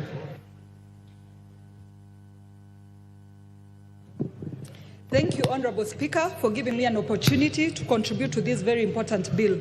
Honorable Speaker, allow me to start by congratulating the Finance Committee for listening to Kenyans and honoring their request on the deletion of the taxes that they felt that were punitive on them. Honorable Speaker, I would want to contribute on the clause on the introduction of eco-levy on sanitary towels and diapers. Honorable Speaker, I speak as the chairperson of the 47 women representatives. And recently, Honorable Speaker, we had the opportunity of enacting the Education Act of 2016, where we ensured that every student from class 5 to class 8, girls receive their sanitary towels. Honorable Speaker, out of the 47 counties, only 4 local manufacturers were given the opportunity to supply these sanitary towels. Honorable Speaker, this prominent house has been treated to a lot of drama and untruthful stories of the situation we find ourselves with sanitary towels. Allow me, Honorable Speaker, to state that this levy has been introduced so that we encourage our local production and our local manufacturers, Honorable Speaker. I hear some members say that we will have low supply because we don't have enough manufacturers. Honorable Speaker, I have had conversations with our manufacturers who are able to produce enough sanitary towels for us. Honorable Speaker, a visit to the supermarkets made me learn that sanitary towels that are locally manufactured are cheaper than those that are imported. Honorable Speaker, we cannot allow importers to continue making unscrupulous profits on Kenyans here, yet they pay no excise on their products, and the local manufacturers have to pay VAT on their raw materials. Honorable Speaker, I stand to support this bill, and I stand to support the eco levy be charged on sanitary towels and diapers to ensure that we grow our local manufacturers. A local manufacturer told me he used to have 600 employees. He has reduced them to 100 because of idle capacity. Honorable Speaker, it is our time to stop speaking from both sides of our mouths. If we want to create employment, we cannot be the defenders of importers. Anybody who wants to import can come set up the industry locally, and that way we are going to give them all the business that they need. And if they lack a place to go and establish their industries, I'm gladly welcoming them to Laikipia County, where they can come and set up a manufacturing industry, and we will not charge them any duty as long as they are producing diapers and sanitary towels locally within our country. Honorable Speaker, allow me to conclude by saying, Honorable Speaker, allow me to conclude by saying, I'm speaking as a user of sanitary towels, as well as a mother to a toddler who uses diapers. So, Honorable Speaker, anybody telling us about imported sanitary towels, they range from the price of 75 shillings to around 175 shillings. Locally produced sanitary towels are ranging between 55 shillings and 75 shillings. Andon Oloch.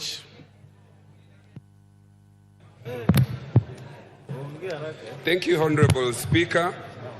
From the very onset, allow me to say that I rise to oppose this bill. Honorable Speaker, the Finance Bill 2024-2025 has redefined our public discourse on things that affect us, especially on the question of how, when, what, and where to tax the people of Kenya. I want to take this opportunity to thank our Generation Z, because they have reminded us of what is stated under Article 2 and how we, as this legislative house, the executive and judiciary, arrive at the positions in which we arrive. Honorable Speaker, this generation in their public discourse on the question of the finance bill has reminded us that the sovereign power actually belongs to them. All this power is delegated power. The power, including that power to levy taxation, is a power that is a delegated power. It is circumscribed, it is limited, and must be used for and on behalf and for the good of the people of this country. This is what the people in the Generation Z have told us. I have 2 points to advance, especially because of the time that we have. Let me talk about tax administration. Honorable Speaker, a misrepresentation has been made in this administration and in the last 2 finance bills that the more tax you levy, the more yield you will get in terms of revenue. Nothing can be further from the truth. There is a big revenue shortfall from the 2023-2024 financial year in terms of tax revenue. Honorable Speaker, the policy underpinning the revenue or tax collection in this country, and especially this administration, is wanting. There is very little that has been said in terms of what measures that have been put in place to seal the loopholes on corruption, which would lead to higher yields as opposed to imposing more taxes and taxes on every issue. Honorable Speaker, I also want to speak on the policy disconnect of the better agenda of this government. I sit in the Trade Committee, and on the 2 places where you can get more employment for the youth in this country, in ICT, digital economy, they have levied taxes. They have now come with the position that we have listened to you Kenyans. We have listened, we have reduced bread, we have reduced eco levy, we have reduced this, and we have reduced this tax. The fact of the matter is that this was a long con. The real bill is what is in the report. Member for Manyata.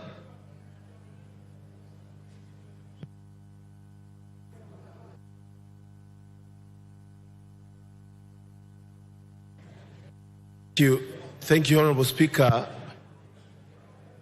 I want, Honorable Speaker, to draw the House and the public in the Constitution of Kenya, Article 10, read together with Article 118, Honorable Speaker, the national values and principles of governance, and, Honorable Speaker, public access to information and participation, Honorable Speaker.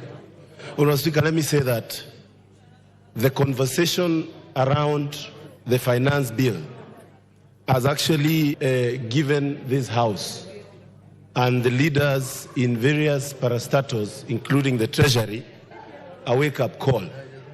Honorable Speaker, from the onset, there is a need to engage Kenyans in the process of formation of the finance bill. And Honorable Speaker, the good ideas and the bad ideas in this finance bill, Honorable Speaker,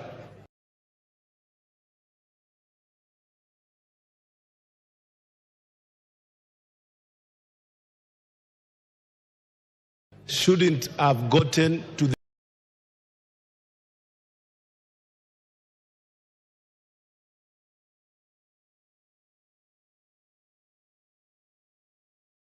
this House without of the Treasury Department of this country from a point of his own logic, Honorable Speaker.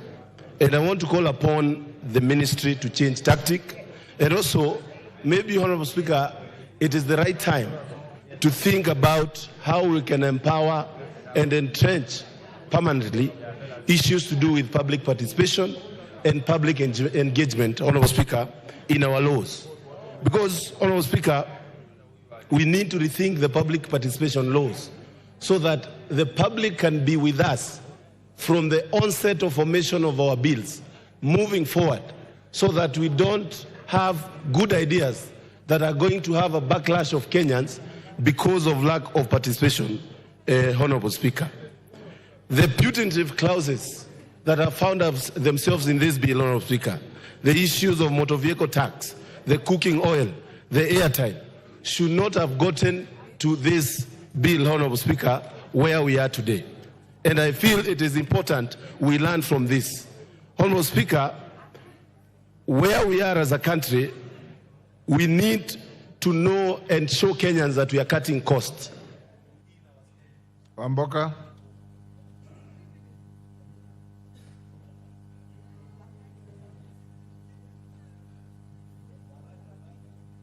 Give him the mic. Thank you, Honorable Speaker, for this opportunity. From the onset, I want to say I oppose the finance bill for the very reason that we are representatives of the people and the people have spoken. I think over time, Kenyans are losing their cool day by day. As we witnessed on Tuesday, Kenyans and young Kenyans particularly, whom I want to congratulate, were on street saying that this bill is not good. And they are the people who sent us here, Honorable Speaker. So if my people of Bumula constituency have told me that where they sit, they are overburdened and no more burdening, and I should not say no, and they elected me, Mr. Speaker, I must go by what they say. The committee, in its report, proposes to increase the road maintenance levy from 18 shillings to 25 per litre for all petroleum fuels. If this proposal passes, it will directly increase price of fuel by about 7 shillings, Mr. Speaker. However, this proposal may not be effective. One, you want to tell border borders that you are our people. You are the people on the ground. You are the people we wanted to lift from bottom up. At the same time, you now want them to buy the same fuel at a higher price. How are they going to manage? And I want to tell the chairman of this committee that when people are overburdened, they cannot afford these taxes. You must review the 2023-24 finance bill and you realize that you did not achieve what you wanted because it's too expensive for ordinary Kenyans. So you will still not hit your target because you are overburdening these people. Mr. Speaker, our constitution talks of public participation. The chairman introduced this as an afterthought, meaning he has not subjected this to public participation. On behalf of Mama Mboga, on behalf of Boda Boda, on behalf of people who cannot afford their living, Mr. Speaker, we say no. Thank you, Honorable Speaker. I oppose. Member for Molo. Joro, sorry.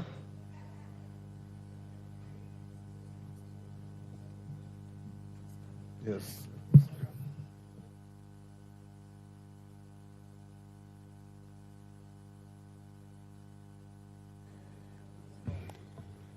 Thank you, Mr. Speaker, for granting me this opportunity for me to contribute to this important financial bill. Mr. Speaker, let me start first by appreciating what the chairman, finance and the budget have done with their teams. And Madam Speaker, allow me to say that Kenyans had cried so much. Even in my constituency, I had gotten a lot of people making requests for us to do different amendments in relation with the bread, the issues of the motorbikes, motorcycles, cooking oils, pants, and so many other issues. And therefore, Madam Speaker, I'm just standing to support this finance bill because the committee and the members of this parliament have heard the cries of the members of this country. Therefore, Madam Speaker, still on that point, we cannot sit here in this parliament and forget that we are the representatives of the people, and our people needs a lot of support in different sectors.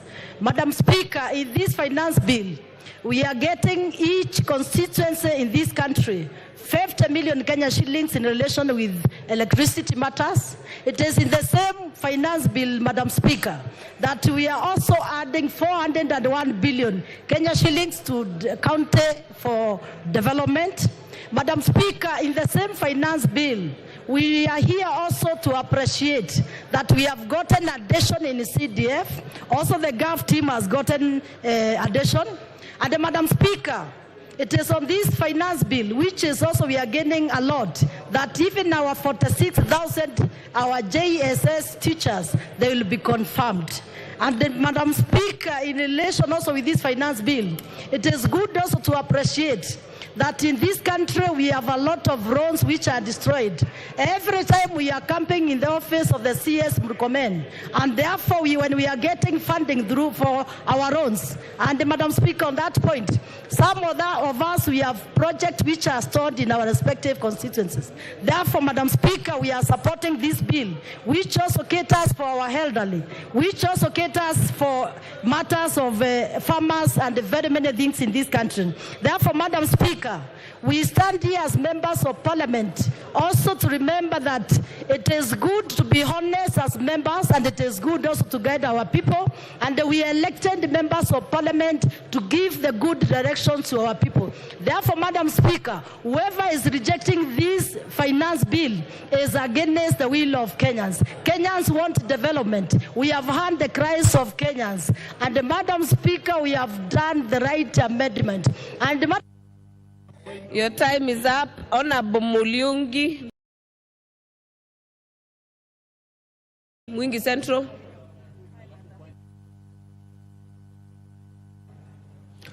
Thank you, Madam Speaker. Madam Speaker, I am directed by the people of Mwingi Central and the youth in general to reject this bill.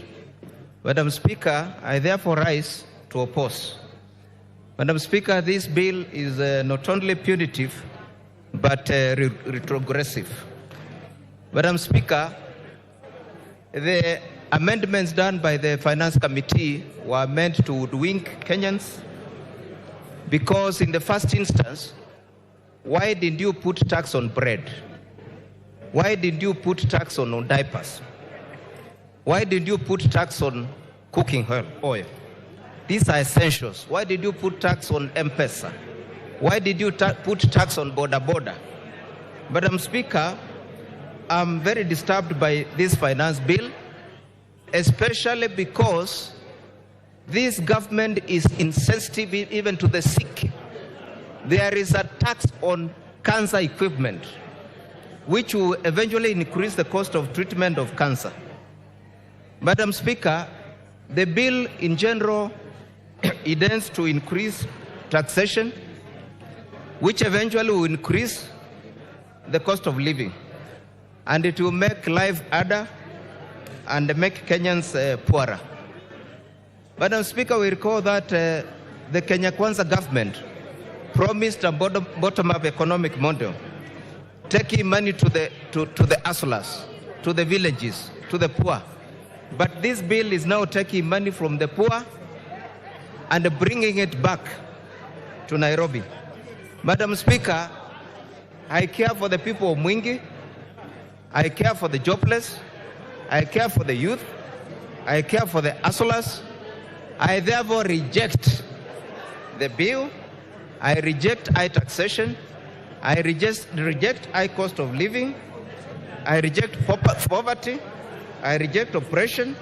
I condemn Treasury for bringing this shoddy bill to Parliament. And therefore I demand its withdrawal. Madam Speaker, I oppose archaic, punitive, outrageous, and careless finance bills in the future. I say no to this finance bill. I say no to oppression. I say no to unfair taxation. I say no to poverty. I reject the finance bill. I reject. Thank you, Madam Speaker. Member for Butere, Honorable Tindi. Asante sana madam. Asante sana Bi Speaker kwa kunipea nafasi. Jambo la kwanza nataka niseme nimesimama kwa kupinga mswada huu wa fedha mwaka wa 2024. Bi Speaker, vile unajua Wakenya wanahangaika, gharama ya maisha iko juu, na serikali ambayo iko kwa mamlaka ilitafuta kura na mamlaka ikiambia Wakenya ya kwamba watashukisha ushuru, wakasema ya kwamba wataweka pesa mfukoni, watatengeneza kazi na watafanya maisha ikue mema kwa ule Mkenya wa kawaida. Kwa hivyo hii mswada wa fedha unaongeza ushuru ambayo ni kinyume na vile walieleza Wakenya. Hii mswada unaongeza gharama kwa ubebaji wa miwa kutoka kwa shamba ikienda katika kiwanda, na hiyo itadhuru bei ya mkulima kupata ile faida kutoka kwa miwa. Pia tuko na kipengele ambacho kinaongea kuhusu maneno ya kuongeza bei kwa vifaa vya kufanya utafiti katika ugonjwa wa saratani. Kwa hivyo mimi kama mjumbe wa Butere, Bi Speaker, mimi napinga mswada huu wa fedha 2024, na nasema ya kwamba wenzangu ambao wako kwa serikali watimize ile ahadi ambayo waliambia Wakenya. Tunataka tuone mama mboga akifaidika katika serikali, tunataka kuona bodaboda akifaidika, tunataka kuona mtu wa chini ambaye ni hasla akifaidika, tunataka tuone viwanda zikiwanawiri, sio kuweka ushuru mingi katika viwanda. Kwa hivyo Bi Speaker, mimi kama mjumbe wa Butere nataka niende katika rekodi ya kwamba nimepinga mswada huu, na najua Wakenya wengi wako na sisi tutapiga kupinga mswada wa 2024. Asanteni sana. Member for Sigor, Lochakapong. Yeah, thank you, Honorable Speaker. Now I rise to support this Finance Bill 2024. And Honorable Speaker,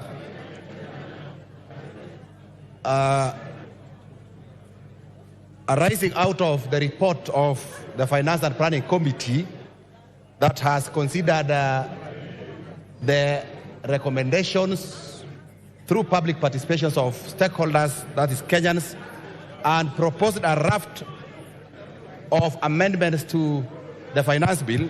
Honorable Speaker, I will want to support based on that.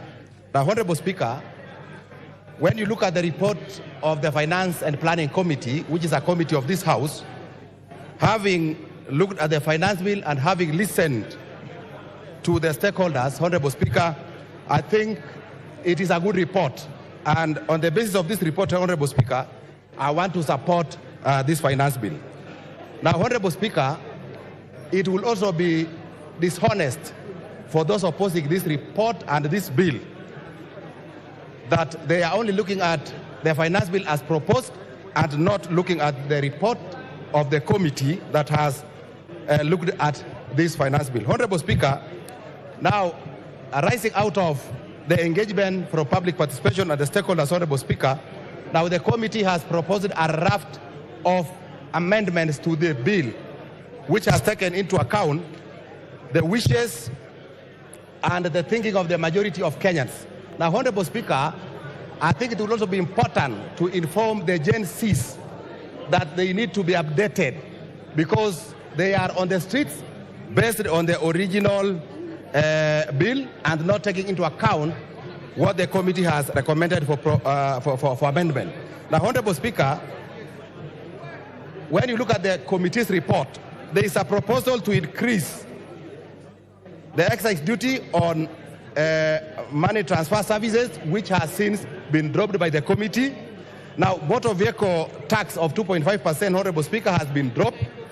16% VAT on financial services has also been dropped by the committee in their recommendation. And I think, Honorable Speaker, this is a good thing.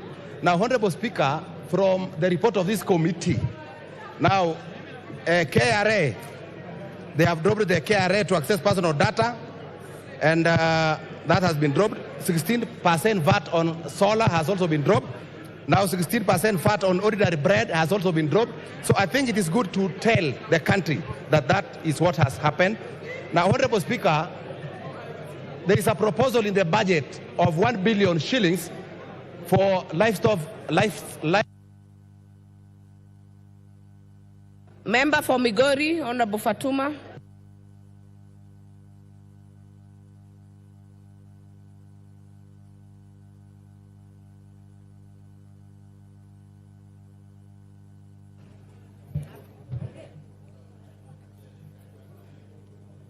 Thank you, Madam Speaker, for this opportunity.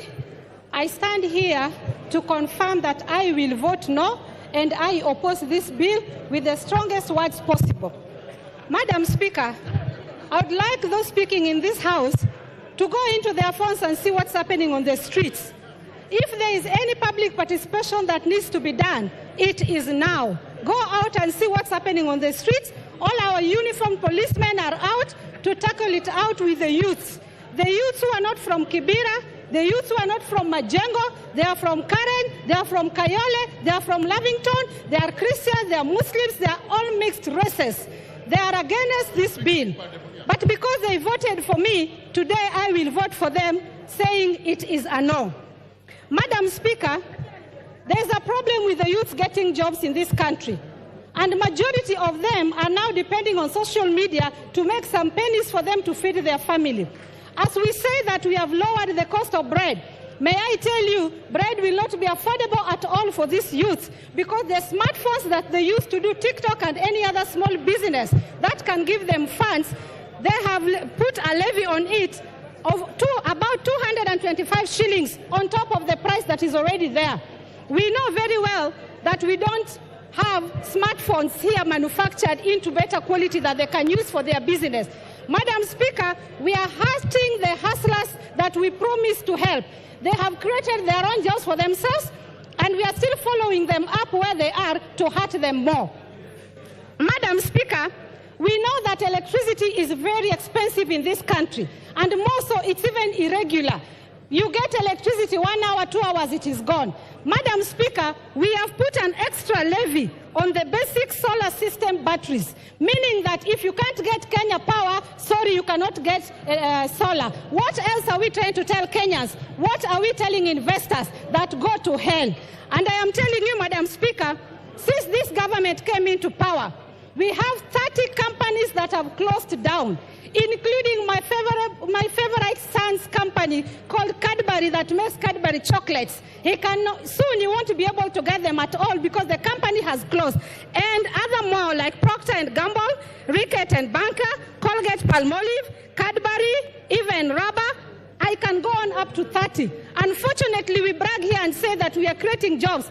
May I tell you, the sanitary pads that we are bragging here that we have put levy on imported ones. I want you to know that all these women in this house, plus your daughters and sons, fellow men, they know that these sanitary pads that are being put on tax here, in other countries they're given. Member for Mandera South, Honorable Abdul Haro.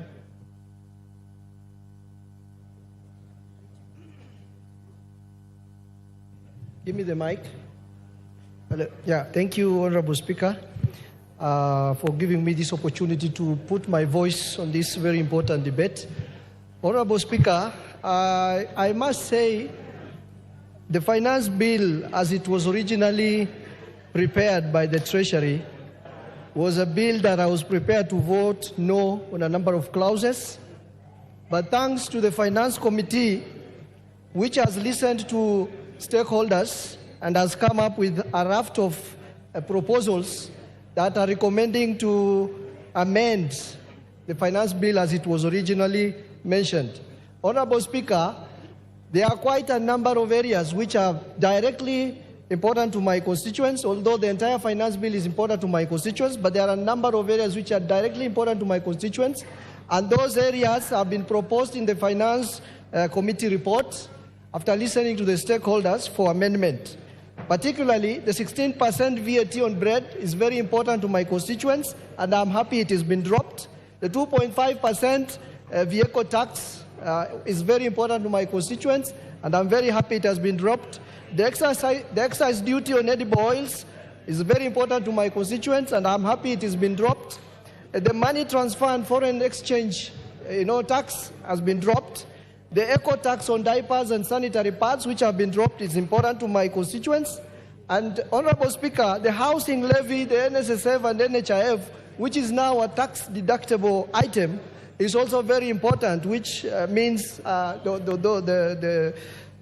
who are salaried will not have a lot of taxes to pay.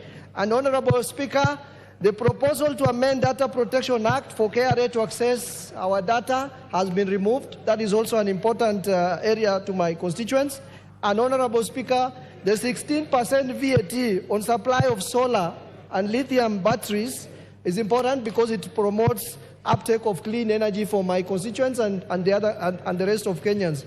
Honorable Speaker, on the divide side, I'm also happy that 18 billion has been set aside for the employment of 46,000 JSS teachers on PNP, on permanent and pensionable terms.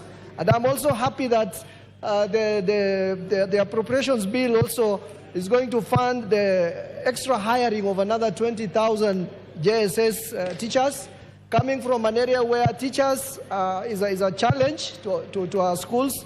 I'm very happy that this is happening. And 1 billion for restocking livestock that have been destroyed as a result of drought and floods is also very important for my constituents, and I'm happy with that. The school feeding program, which is going to be funded by the government, is also very important to my constituents, and I'm happy.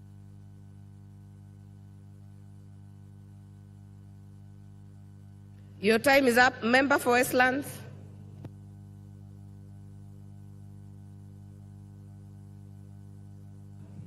Thank you, Madam Speaker.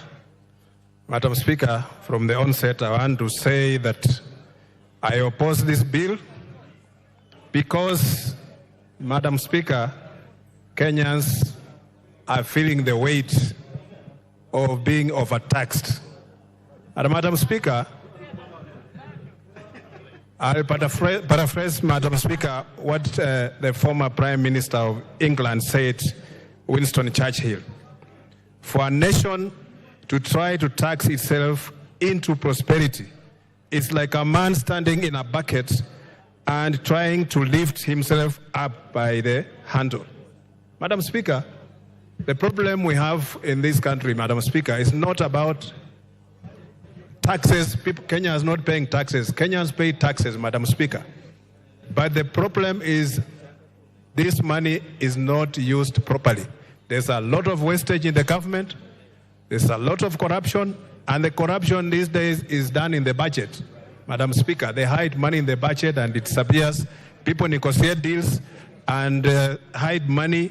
Madam Speaker, if this money is put to good use, the government will have enough money to do their projects and serve Kenyans, Madam Speaker. Madam Speaker, the several proposals that have been made, and some of them, Madam Speaker, have been dealt with by the committee. But Madam Speaker, this we must bring to the amendment when it comes to the House, Madam Speaker, because this bill does not address an equitable and inclusive fiscal policy that fosters sustainable development, Madam Speaker. Madam Speaker, the Finance Bill 2024, as it stands, is punitive and it will have devastating effects, Madam Speaker, on young people, not only in Nairobi, but all over the country. And Madam Speaker, you've seen the young people who are demonstrating now are young people. This G generation, Madam Speaker, they have come out in droves. And Madam Speaker, if anybody is trying to wish them away, these young people, they don't care. They are serious and they're coming out with issues. They have taken our numbers, they are sending us messages. And Madam Speaker, these children are now saying no, and that the ones the government promised that they are going to lift their lives from bottom to up. But now it looks like it will never happen. So, Madam Speaker, this bill does not address those issues, and I oppose.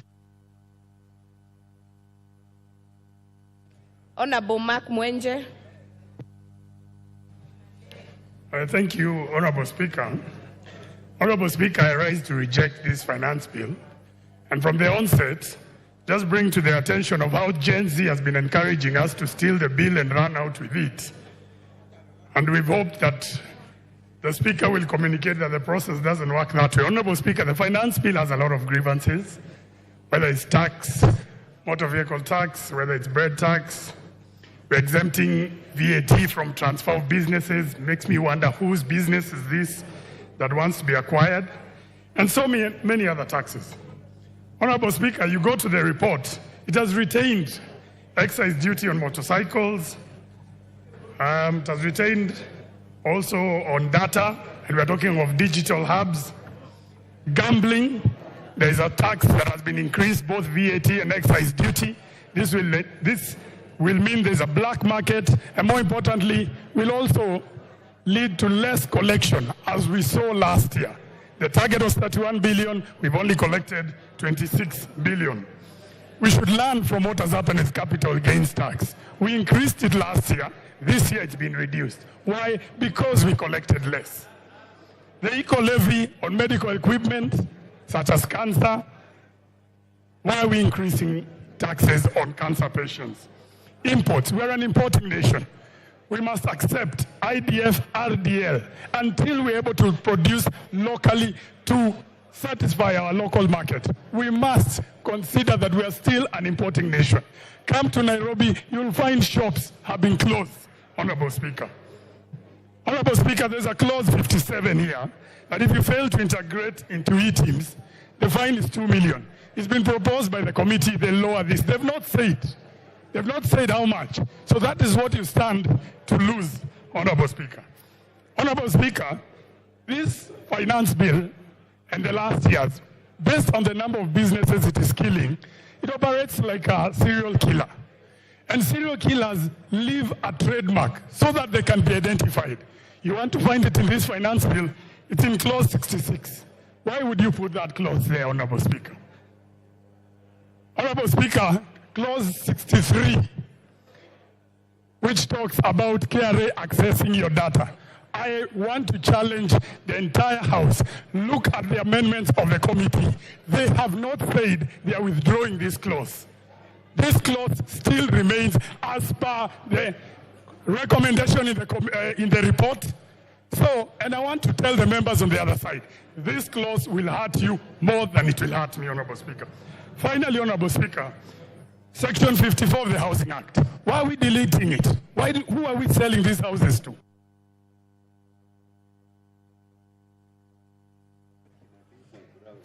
Honorable Ngeleche.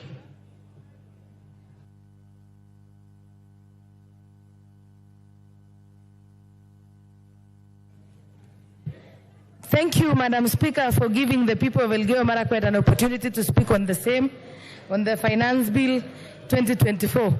Madam Speaker, first of all, before I say something, at times it is very dishonest or very ignorant for members of Parliament who would want to celebrate the increase in CDF, NGAF, and get other funding for maybe electricity, water, without telling Kenyans where the money is supposed to come from. Again, Madam Speaker, I think there is a misconception there in the public, especially the Generation Z. They don't understand that the finance bill is there to enable the budget, for the budget to be implemented. We cannot purport to implement the budget without actually knowing where to get the money from, Madam Speaker. I want to say, for the Generation Z to get jobs, we need to impose tax on imported goods so that we encourage our local manufacturers, Madam Speaker, to be able to produce and employ these youth, Madam Speaker. This tax will ensure that the JSS teachers get employed, Madam Speaker. We also recently saw the intern doctors demonstrating, Madam Speaker, and the government could not raise funds to facilitate and pay them, Madam Speaker. The only way that this can be realized is, Madam Speaker, by ensuring that we get tax and we get levies from Wananchi, Madam Speaker. Madam Speaker, there is also a misconception on so much. I am a farmer and I come from Elgeyo Marakwet, where people farm. Tax on imported potatoes, eggs, avocados from outside. I think I support, Madam Speaker, because we also need our farmers to produce and sell their produce, Madam Speaker, in the local market. But then, Madam Speaker, if we waive the tax from eggs that are imported from outside, potatoes, they always flood our market from our neighboring countries. And our farmer is going to lose it big time, Madam Speaker. Madam Speaker, somebody called Benjamin Franklin said, in this world, nothing can be said to be certain except death and taxes. For a country to run, Madam Speaker, and I want to pity the current government, Mr. Speaker, sir, because when it borrows, there is complaint and public outcry that we are over borrowing. Again, when it tries to get the money locally by increasing taxes and levies from locally, there is still an outcry. I think there is something that people who have a knowledge and idea are misleading young people, maybe who are not aware of what it is, Madam. Charles Onjoke. Charles Onjoke. Honorable Speaker, thank you for the opportunity that I may contribute to this bill. On behalf of the people of Bonchari, who have sent me various views about this bill, they have taken time to go through it. Some of the issues they say are as follows: that there's wanton wastage of government public funds. If that were to be stemmed, then you can have a better economy and a better bill.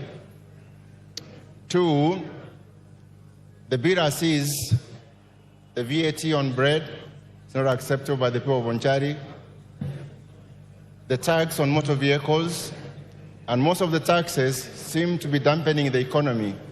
Would love to see a situation where the taxes promote the growth of our economy. The basis of taxation is two things, the base and the rate.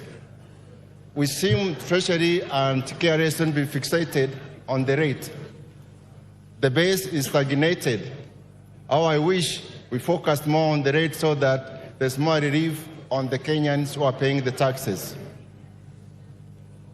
Honorable Speaker, people of Bonchari would want a tax that is more humane, a tax that they can afford because they are impoverished, they are overburdened as things are now. School fees is a problem to pay, medical bills are a problem to pay because there's not money in their pockets. We hear that the economy is doing well, and if the economy is doing well, this will be reflected in the base of the tax. But instead we are seeing the rate being raised without being compensated on the base that is said to be growing. The two items that are touted to indicate that the economy is growing is the dropping inflation and the exchange rate. However, the public debt that is rising all the time is not discussed. The unemployment, where you get 2 out of 3 people unemployed, particularly the youth, is not discussed. Those are very critical items of the economy, the state of any economy. We want measures in our physical strategy or plan that speak to addressing the unemployment in this country.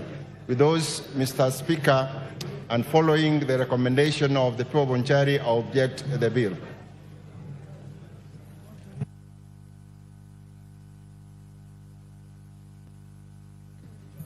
Ronald Karauri.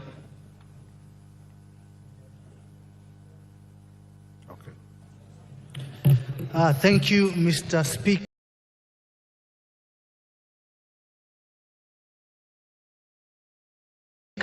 For giving me an opportunity. I think some of us who are never involved in politics, and these young people are realizing now that change will not come if they do not get involved. We've all received so many text messages from these Kenyans from all over the country. Some of them were asking for donations, some of them were for sponsorships for school, most of them were about the finance bill. We're also getting M-Pesas to confirm our identity. Mr. Speaker, regrettably, the maximum amount I got was less than 50 shillings, while most of my counterparts got over 100,000. But I want to encourage Kenyans to keep contributing because I have a foundation which supports needy children in Kansarani to go to school. I understand the frustration of these Kenyans. When there is a tax on bread, when they do not have jobs, I understand why they would go on the streets. When you have failure in collection of taxes and never achieve the target, and you see bloated budgets and expenditures, it is very likely that people will go on the street. When you see a policymaker, I saw someone from KRA on TV the other day who could not explain the motor vehicle tax. This only creates the perception in the public that these taxes are out there to hurt them and not to help them. But even as I say that, Mr. Speaker, we must come back to reality. We have a budget deficit that we need to bridge. We need to stop borrowing. Members of this House passed a budget policy statement. I talked to one of my colleagues here and he told me we will pass the budget policy, but we will reject the finance bill. You know, when we talk about integrity, we need to start there. The changes have already been made, and I want to commend the Finance Committee. The VAT on bread has been dropped. The excise on vegetable oil has been dropped. The motor vehicle tax has been dropped. Mobile money transfer has been dropped. I would be a very deceptive individual if I did not change my stance and now support the bill with the amendments. For the Gen Z, I want to tell you the headlines of yesterday's newspapers. Nation headline said, Ruto backs down. The Standard talked about Ruto beats a retreat. My advice to them is that you've already won. In terms of the budget policy, the changes have been made in the finance bill, and you should be celebrating. And with those... Evo Bara.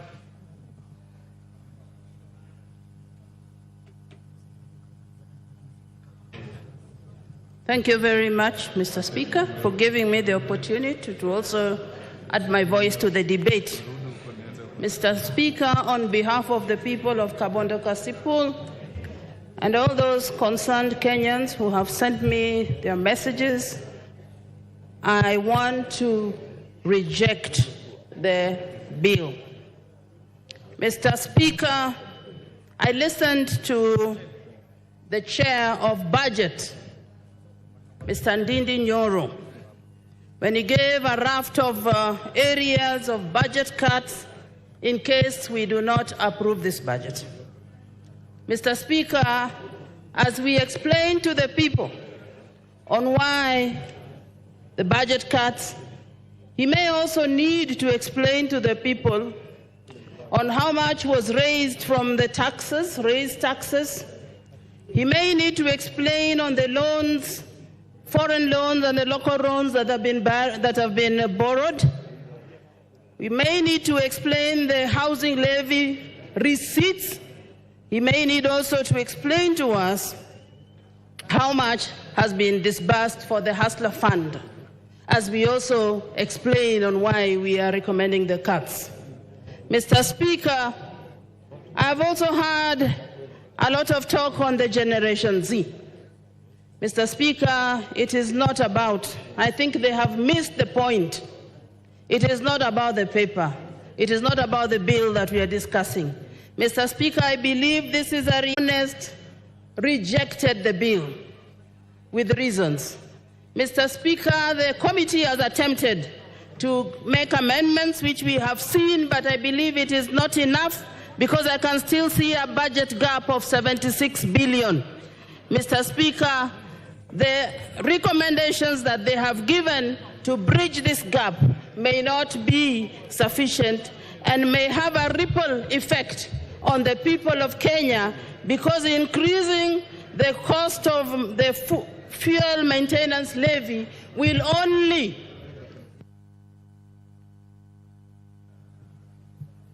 Hamisi Abdi Voi.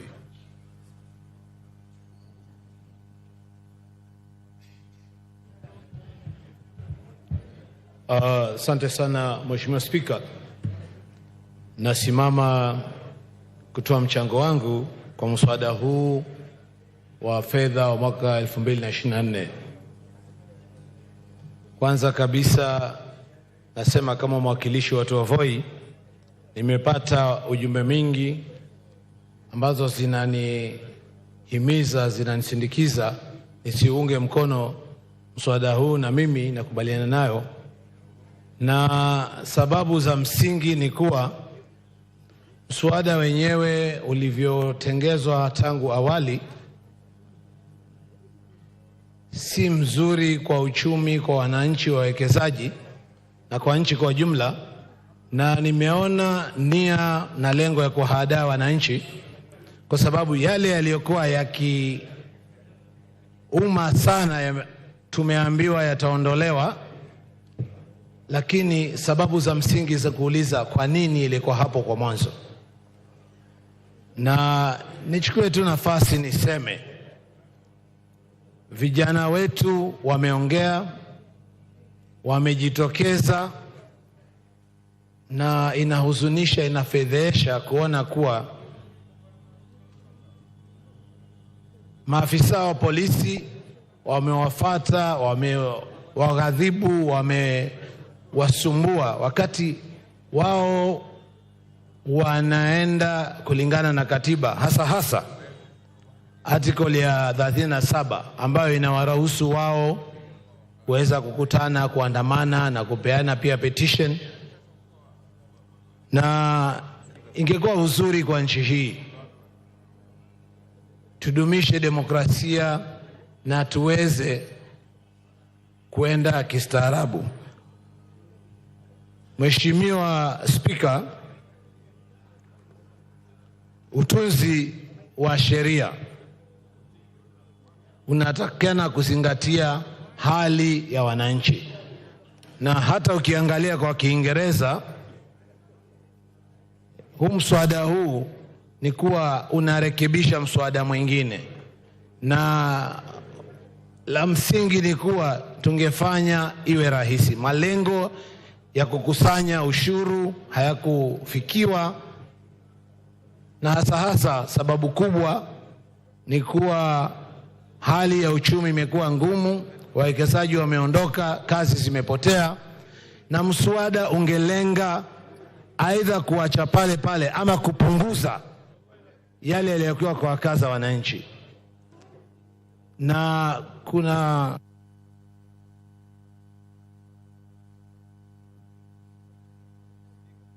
time up. Lisa Chelule.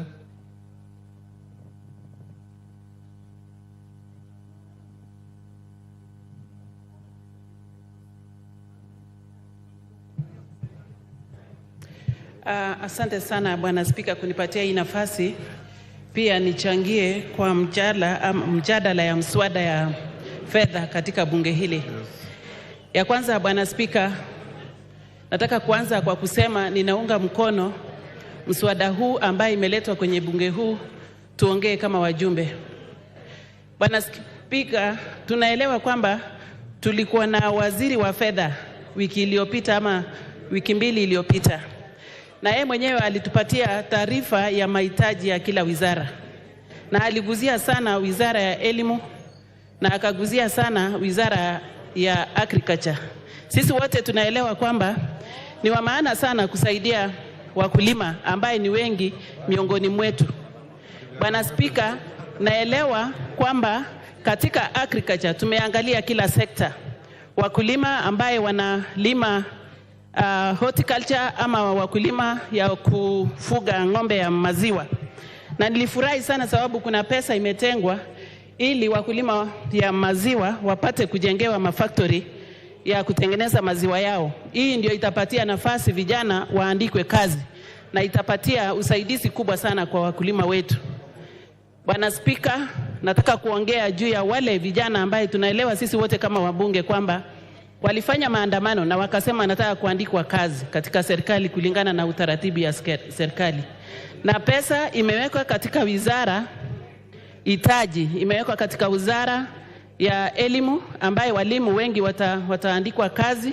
Wale wamepatiwa kazi ya internship katika wizara mbalimbali watapatiwa nafasi ya kuandikwa kazi kikamilifu.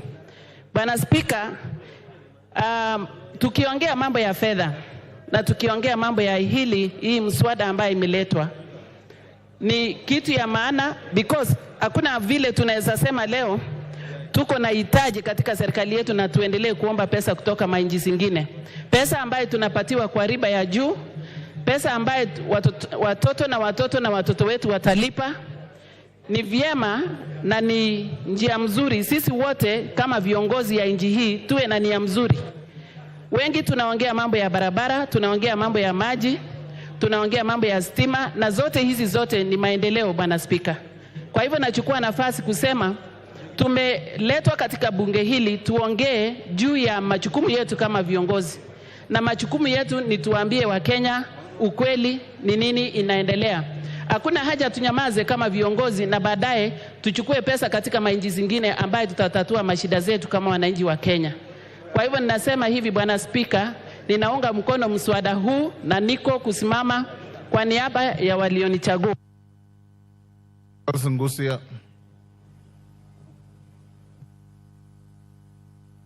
Finally, Mr. Speaker, thank you for this opportunity just to add my voice on this matter, which has been the most controversial finance bill in Kenyan history, Mr. Speaker. Allow me to start thanking the Finance Committee for the meticulously and excellent job they have done so far. Because, Mr. Speaker, based on the circumstances, the 18 things they have dropped in this finance bill is not easy. This is a thing that could have actually caused what we call economic earthquake or economic crisis in our country, Mr. Speaker. I am thanking them because they have dropped the following proposals. One is motor vehicle tax, excise duty on telephone, internet and mobile banking, 16% VAT on solar, on supply of solar, and eco levy actually on some of the few items, and even the proposal to levy the capital gains on the transfer of the property. However, Mr. Speaker, based on all these 18 issues they addressed to the Kenyans, I still feel the mood in the country, and even what we call the Finance Act of 2023, Kenyans have not recovered on all these issues, Mr. Speaker. And based on what I have been instructed by my voters, based on what Kenyans are doing at the moment, even now, going all over the street, I want to oppose this finance bill on that issue. Mr. Speaker, I think we can actually do a lot of things. And the reason why I'm opposing the finance bill, number one, is a proposal to increase the import declaration fee at a rate from 2.5% to 3%. And we know Kenya is a net importer on so many issues. Actually, 60% of what we consume in this country is imported. It means we are going to have a multiplier effect in this economy. The other issue, Mr. Speaker, was the increase on duty for gaming and betting, and nobody has spoken about this issue. Increasing it from 12.5% to 20%, Mr. Speaker, this is the only fund we are relying to take the sportsmen and other people to compete in international competition like the Olympics Games we are going to witness in France next month, Mr. Speaker. It's going to... Thank you, Nguna.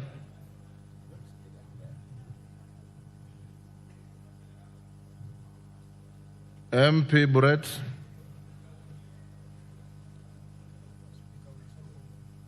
MP Brett.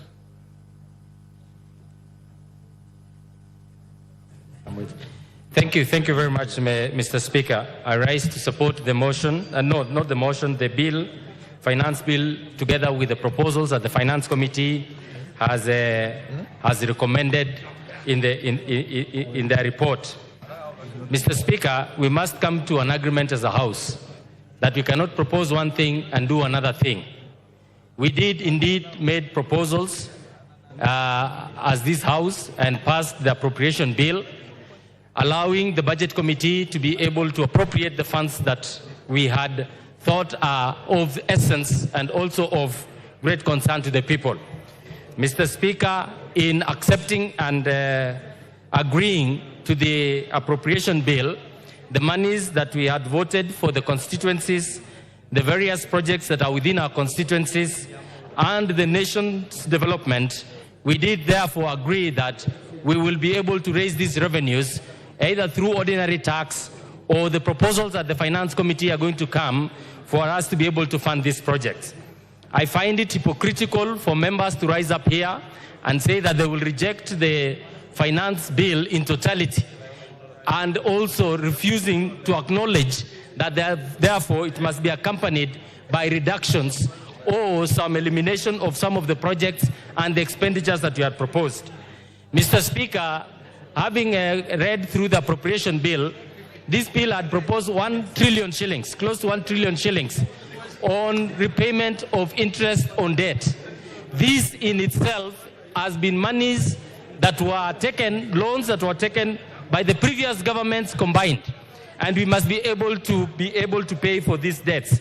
We must be able to move forward as a nation by approving and acknowledging that as a nation, we should be able to raise our own revenues by whatever means possible, but making sure that the most vulnerable of us are protected. I support this bill, Mr. Speaker, and the proposals because it makes provisions for the employment of the JSS interns, the 46,000 of them, that they will be able to be taken in as permanent and pensionable, Mr. Speaker. I also would want to take this opportunity, Mr. Speaker, that TSC may consider the letters that they sent to the JSS interns who went on strike, demanding that they be employed for the purposes of them benefiting from this monies and these revenues that we are raising for their employment. For this, Mr. Speaker, I support with the amendments and the adoption of the report of the Finance Committee. Thank you, Mr. Speaker. Mumias West.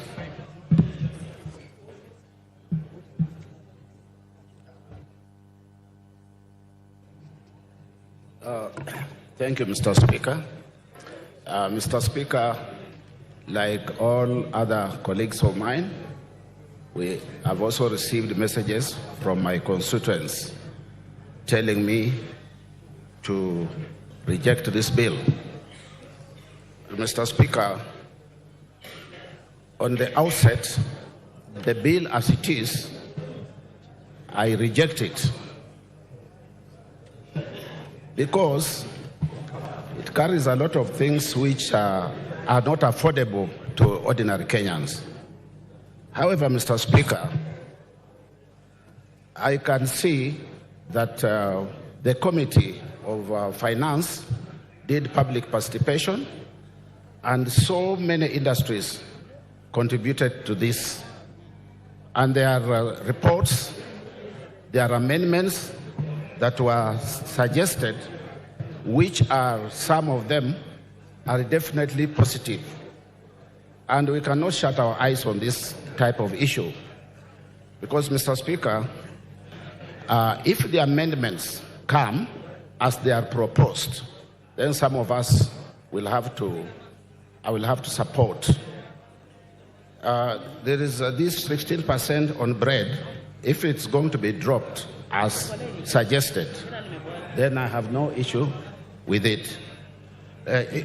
This transportation of sugar cane, if it is amended and dropped, my people will be happy about it. There's also VAT on financial services and foreign exchange and foreign trips, whereby you have issues with the passports if you are going to look for a job outside. Has also been considered for amendment. Which amendments which will take place together with the amendments that we are going to receive. And Honorable Speaker, they have also dropped 2.5% of motor vehicle tax. And if that happens, we have no problem, Honorable Speaker. Honorable Speaker, there's also this issue of employing junior secondary school teachers. This money, if it is available, we'll have no problem with that tax. And also vegetable oil tax. If the amendment is removing it, we have no issues, Honorable Speaker. I therefore wish to say that we are waiting for the amendments to come and we effect it. Thank you, Honorable Speaker. Kiarao.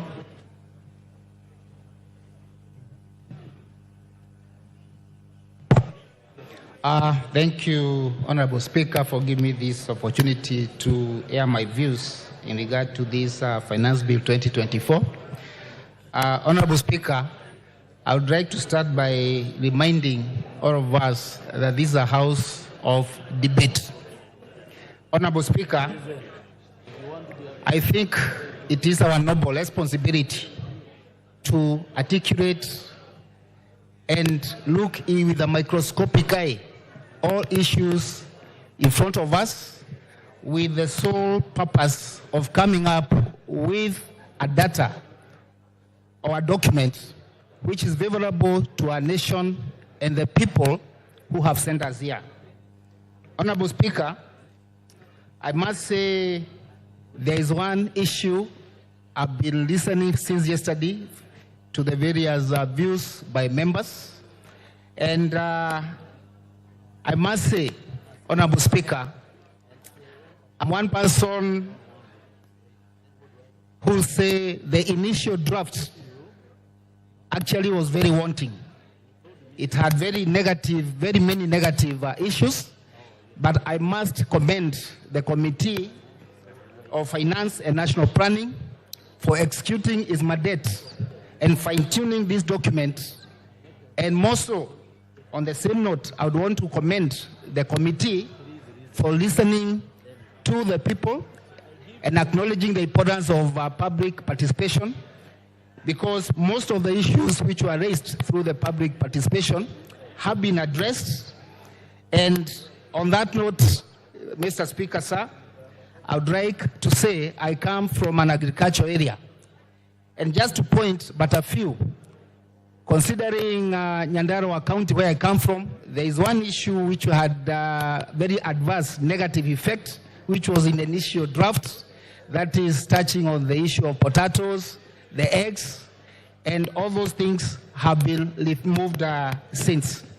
Honorable Speaker, I would like to say, and I think this is very important to all the members who are here. Honorable Speaker, on the issue, I can see my time was off. Thank you, Honorable Speaker.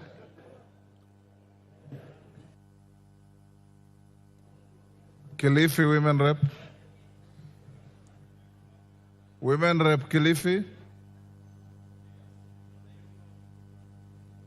Kama hayuko, oh.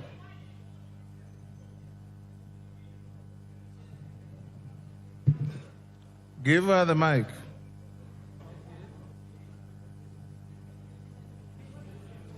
Asante Mheshimiwa Spika. Mheshimiwa Spika, nizungumze kupinga mjadala huu wa fedha.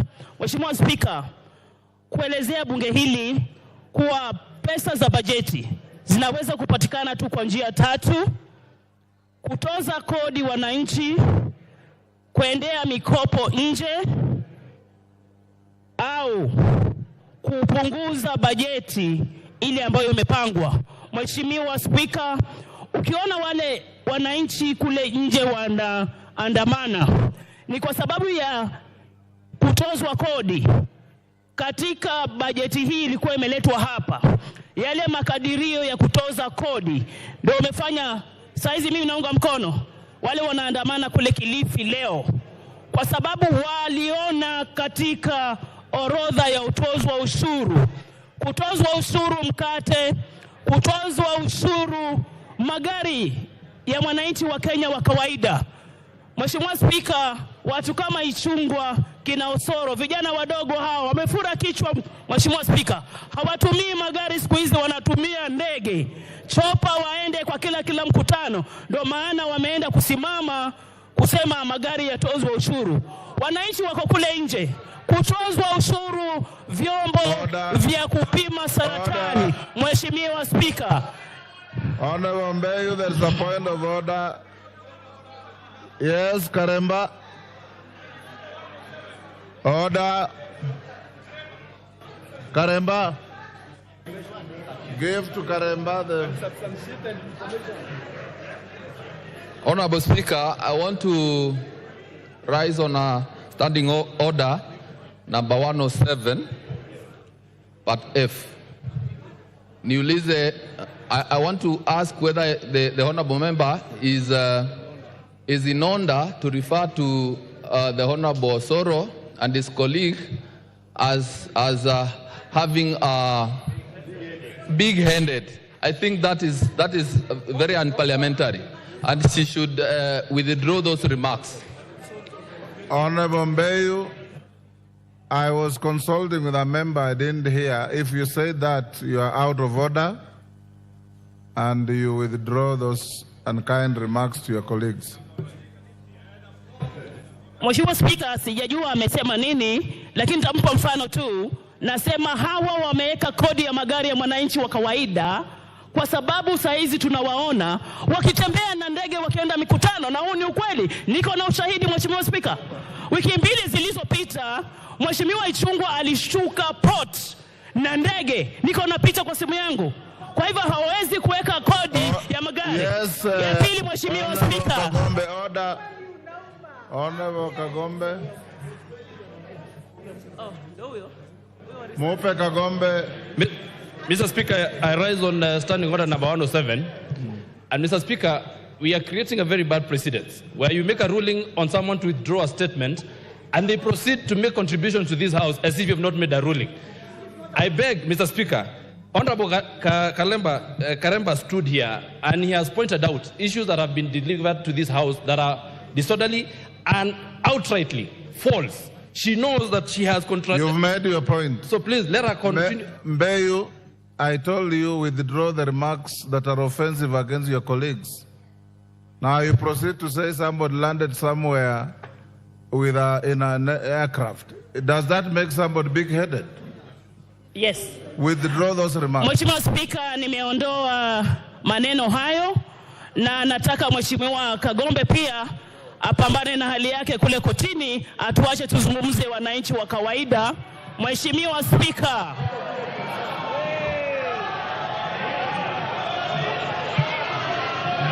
Order. Mheshimiwa Spika, nizungumze. Order. Order. Order. Honorable Mbeyu, I've given you an opportunity to contribute to the finance bill. Kagombe is not in the finance bill. And you are out of... Can you take your seat? Don't be excited unnecessarily, because you are about number 150 member to contribute to this bill. And you've been sitting here seeing how members who are even more senior than yourself have been conducting themselves. Don't excite the House, don't get excited, contribute on the bill. Asante Mheshimiwa Spika, tukiona katika ile bajeti watu wakiandamana, vyombo vya kupima saratani katika hospitali yetu vinaenda kutozwa kodi. Yale mambo ambayo yaliwekwa katika bajeti hii, katika mswada huu ndio nayazungumzia. Wakituambia ati wametoa, na tujaona amendment. Mheshimiwa Spika, lazima tuione leo hii kuwa imerekebishwa ndio wananchi wetu waweze kukubali. Mambo ya kuweza kuona stakabadhi za pesa to access KRA, to access financial status za watu wa Kenya ni mambo ya aibu. Watu wako na haki ya pesa zao na kuwa siri. Mheshimiwa Spika, mkate, mafuta, mtozo ushuru ni aibu. Kamati ya bajeti, kamati ya finance. Member for Lamu East.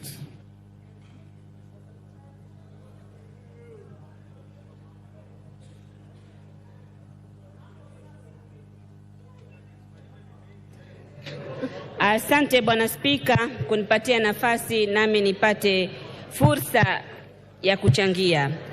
Naunga mkono mswada huu wa fedha. Bwana Spika, katika mswada huu wa fedha nina imani kwamba Lamu Mashariki itaunganishwa na Wakenya wengine, kwa sababu hivi sasa kutoka tupate uhuru mpaka sasa Lamu Mashariki iko kivyake, haijaunganishwa na Wakenya. Lamu Mashariki tunajua constituency yote, eneo bunge lote, hakuna hata inchi moja ya lami, hakuna hata inchi moja ya gridi ya kitaifa. Pesa zikipatikana, watu wangu wa Lamu Mashariki wataunganishwa na Wakenya wengine. Tunajua kuunganishwa eneo bunge na eneo bunge lingine inaunganishwa na mtandao wa barabara, inaunganishwa na gridi ya kitaifa. Sisi kwetu bado hatujapata gridi ya kitaifa na wala barabara. Kama wa Kenya na sisi Lamu Mashariki tumekuwa tukitoa ushuru na sehemu zingine maeneo bunge mengine yameendelea. Sasa basi tuendelee kutoa ushuru, tena tuendelee kutoa ushuru sana, na sisi Lamu Mashariki na sisi tupate haya maendeleo. Kwa hivyo kwa sababu hizo mimi naunga mkono kwa dhati, nikiwa na imani ya serikali hii kwamba ndio itatuunganisha sisi na Wakenya wengine. Bwana Spika, lazima tuwe wavumilivu na tufikirie Wakenya wengine. Kama nyinyi sehemu zingine zimeendelea na mumeshiba, sisi wengine bado tuna hamu na maendeleo hatujapata. Kwa hivyo kama nyinyi mko matown, muna barabara kila pahali, muna stima kila pahali, nyinyi mumeshiba. Kule kwetu tunasema wale wanaoshiba samli wanatoa miba. Sisi tuna njaa bado kwetu ya maendeleo, hatuna maendeleo. Kwa hivyo hatuwezi kupinga pesa ipatikane. Toeni ushuru, acheni mchezo. Kuna watu kule wengine wanaumia. Ushuru ndio kuendelea kwa nchi. Sisi tunavumilia. Kama mimi Lamu Mashariki siwezi kwetu haiwezekani interns wale walofuzu kwa walimu kufanya kazi kwetu kwa sababu gharama za usafiri ni ghali kuliko salary. Lakini tumekubali walipwe ili Kenya wengine waendelee. Sisi kwetu lazima waandikwe walimu, na walimu wale wanaandikwa permanent and pensionable ndio wanaweza kwenda kufanya kazi Lamu Mashariki. Kwa hivyo nataka hii pesa, shule zetu zingine hazijaona walimu kama chemistry teacher kutoka shule zijengwe. Sasa hii ndio serikali hii ina hope tupate walimu na Koyo Onyango. Thank you very much, Honorable Speaker, for finally recognizing me and giving me the opportunity. On the onset, I want to reject this proposal, and I want to implore my colleagues that budget making is a process, is a job of this House, and we should never abdicate our responsibilities. We are in conversation with my colleagues the other side, and we all agreed that budget proposals were not good, they were unfair for our people. But somewhere, a meeting was arranged, and the leadership of this country and my colleagues met, and they agreed. And I'm happy that they have made proposals to remove certain things. What I'm wondering, and I want to warn my colleagues, is that those things that are being removed, the government is going to circumlocute and bring them in other ways. And this budget is going to hurt the public, and the public outcry will reach you. I want to say so because I have not seen, they have not been pointed where the changes are going, where the money is going to come. But my fears have now been confirmed by a letter I saw this morning that came from the CS for Treasury, and they have been reinforced by the assertions by my colleague, the respected chairman of Budget Committee, who has come and read drafts of things that await us just in case we do not pass things the way they want. I want to say that these proposals are deceptive, and we need to stand firm and make sure the changes that are injurious to the people we represent are not allowed. I want to repeat to this House the old adage that there is no taxation without representation. Where I sit, the people I represent, there is serious manufacturing, there is serious farming, there is serious business going on. Government, every taxation circle harvests a lot of money from already constituency through sugarcane farmers. Yes, Koyo, there's a point of order from Honorable Mandazi. Oh, thank you. Mandazi, what is the point of order? Yeah, thank you, Speaker. In the same way that Honorable Nsenku yesterday rose and requested your ruling on the fact that as members of Parliament who keyed in as early as 7 a.m. today, with all fairness, Mr. Speaker, we would want to request you again to rule today that those of us who keyed in, our cards should remain in for the afternoon session. Thank you, Speaker. Thank you very much, Honorable Speaker. I thought Koyo was out of order, but he's not. When we rise in the next few minutes, leave your cards. People need to be very patient. I've been queuing here since 10 o'clock yesterday, and I was here very early in the morning. But because of resilience, the Speaker has finally seen me and given me the opportunity. Mr. Speaker, I want to remind these people that my constituency channels a lot of money to the Treasury.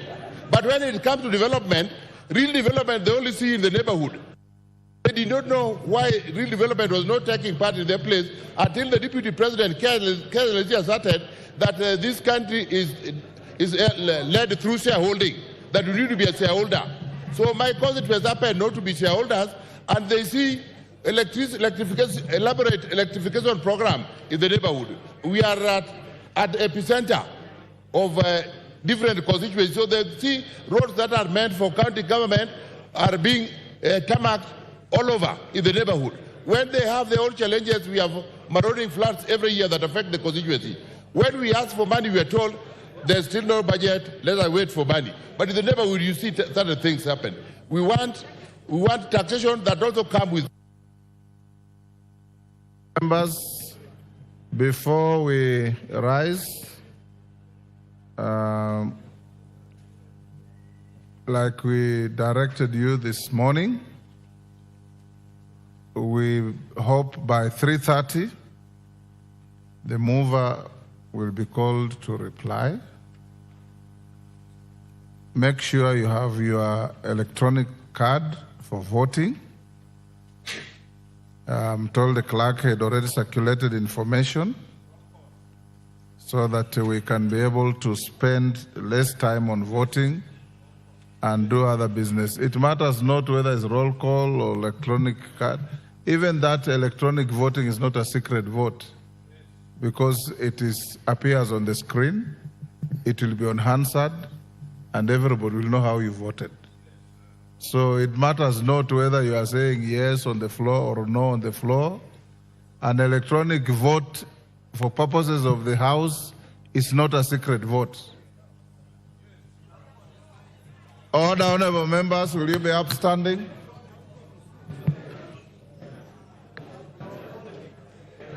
Order, be upstanding, Honorable Ngelechei.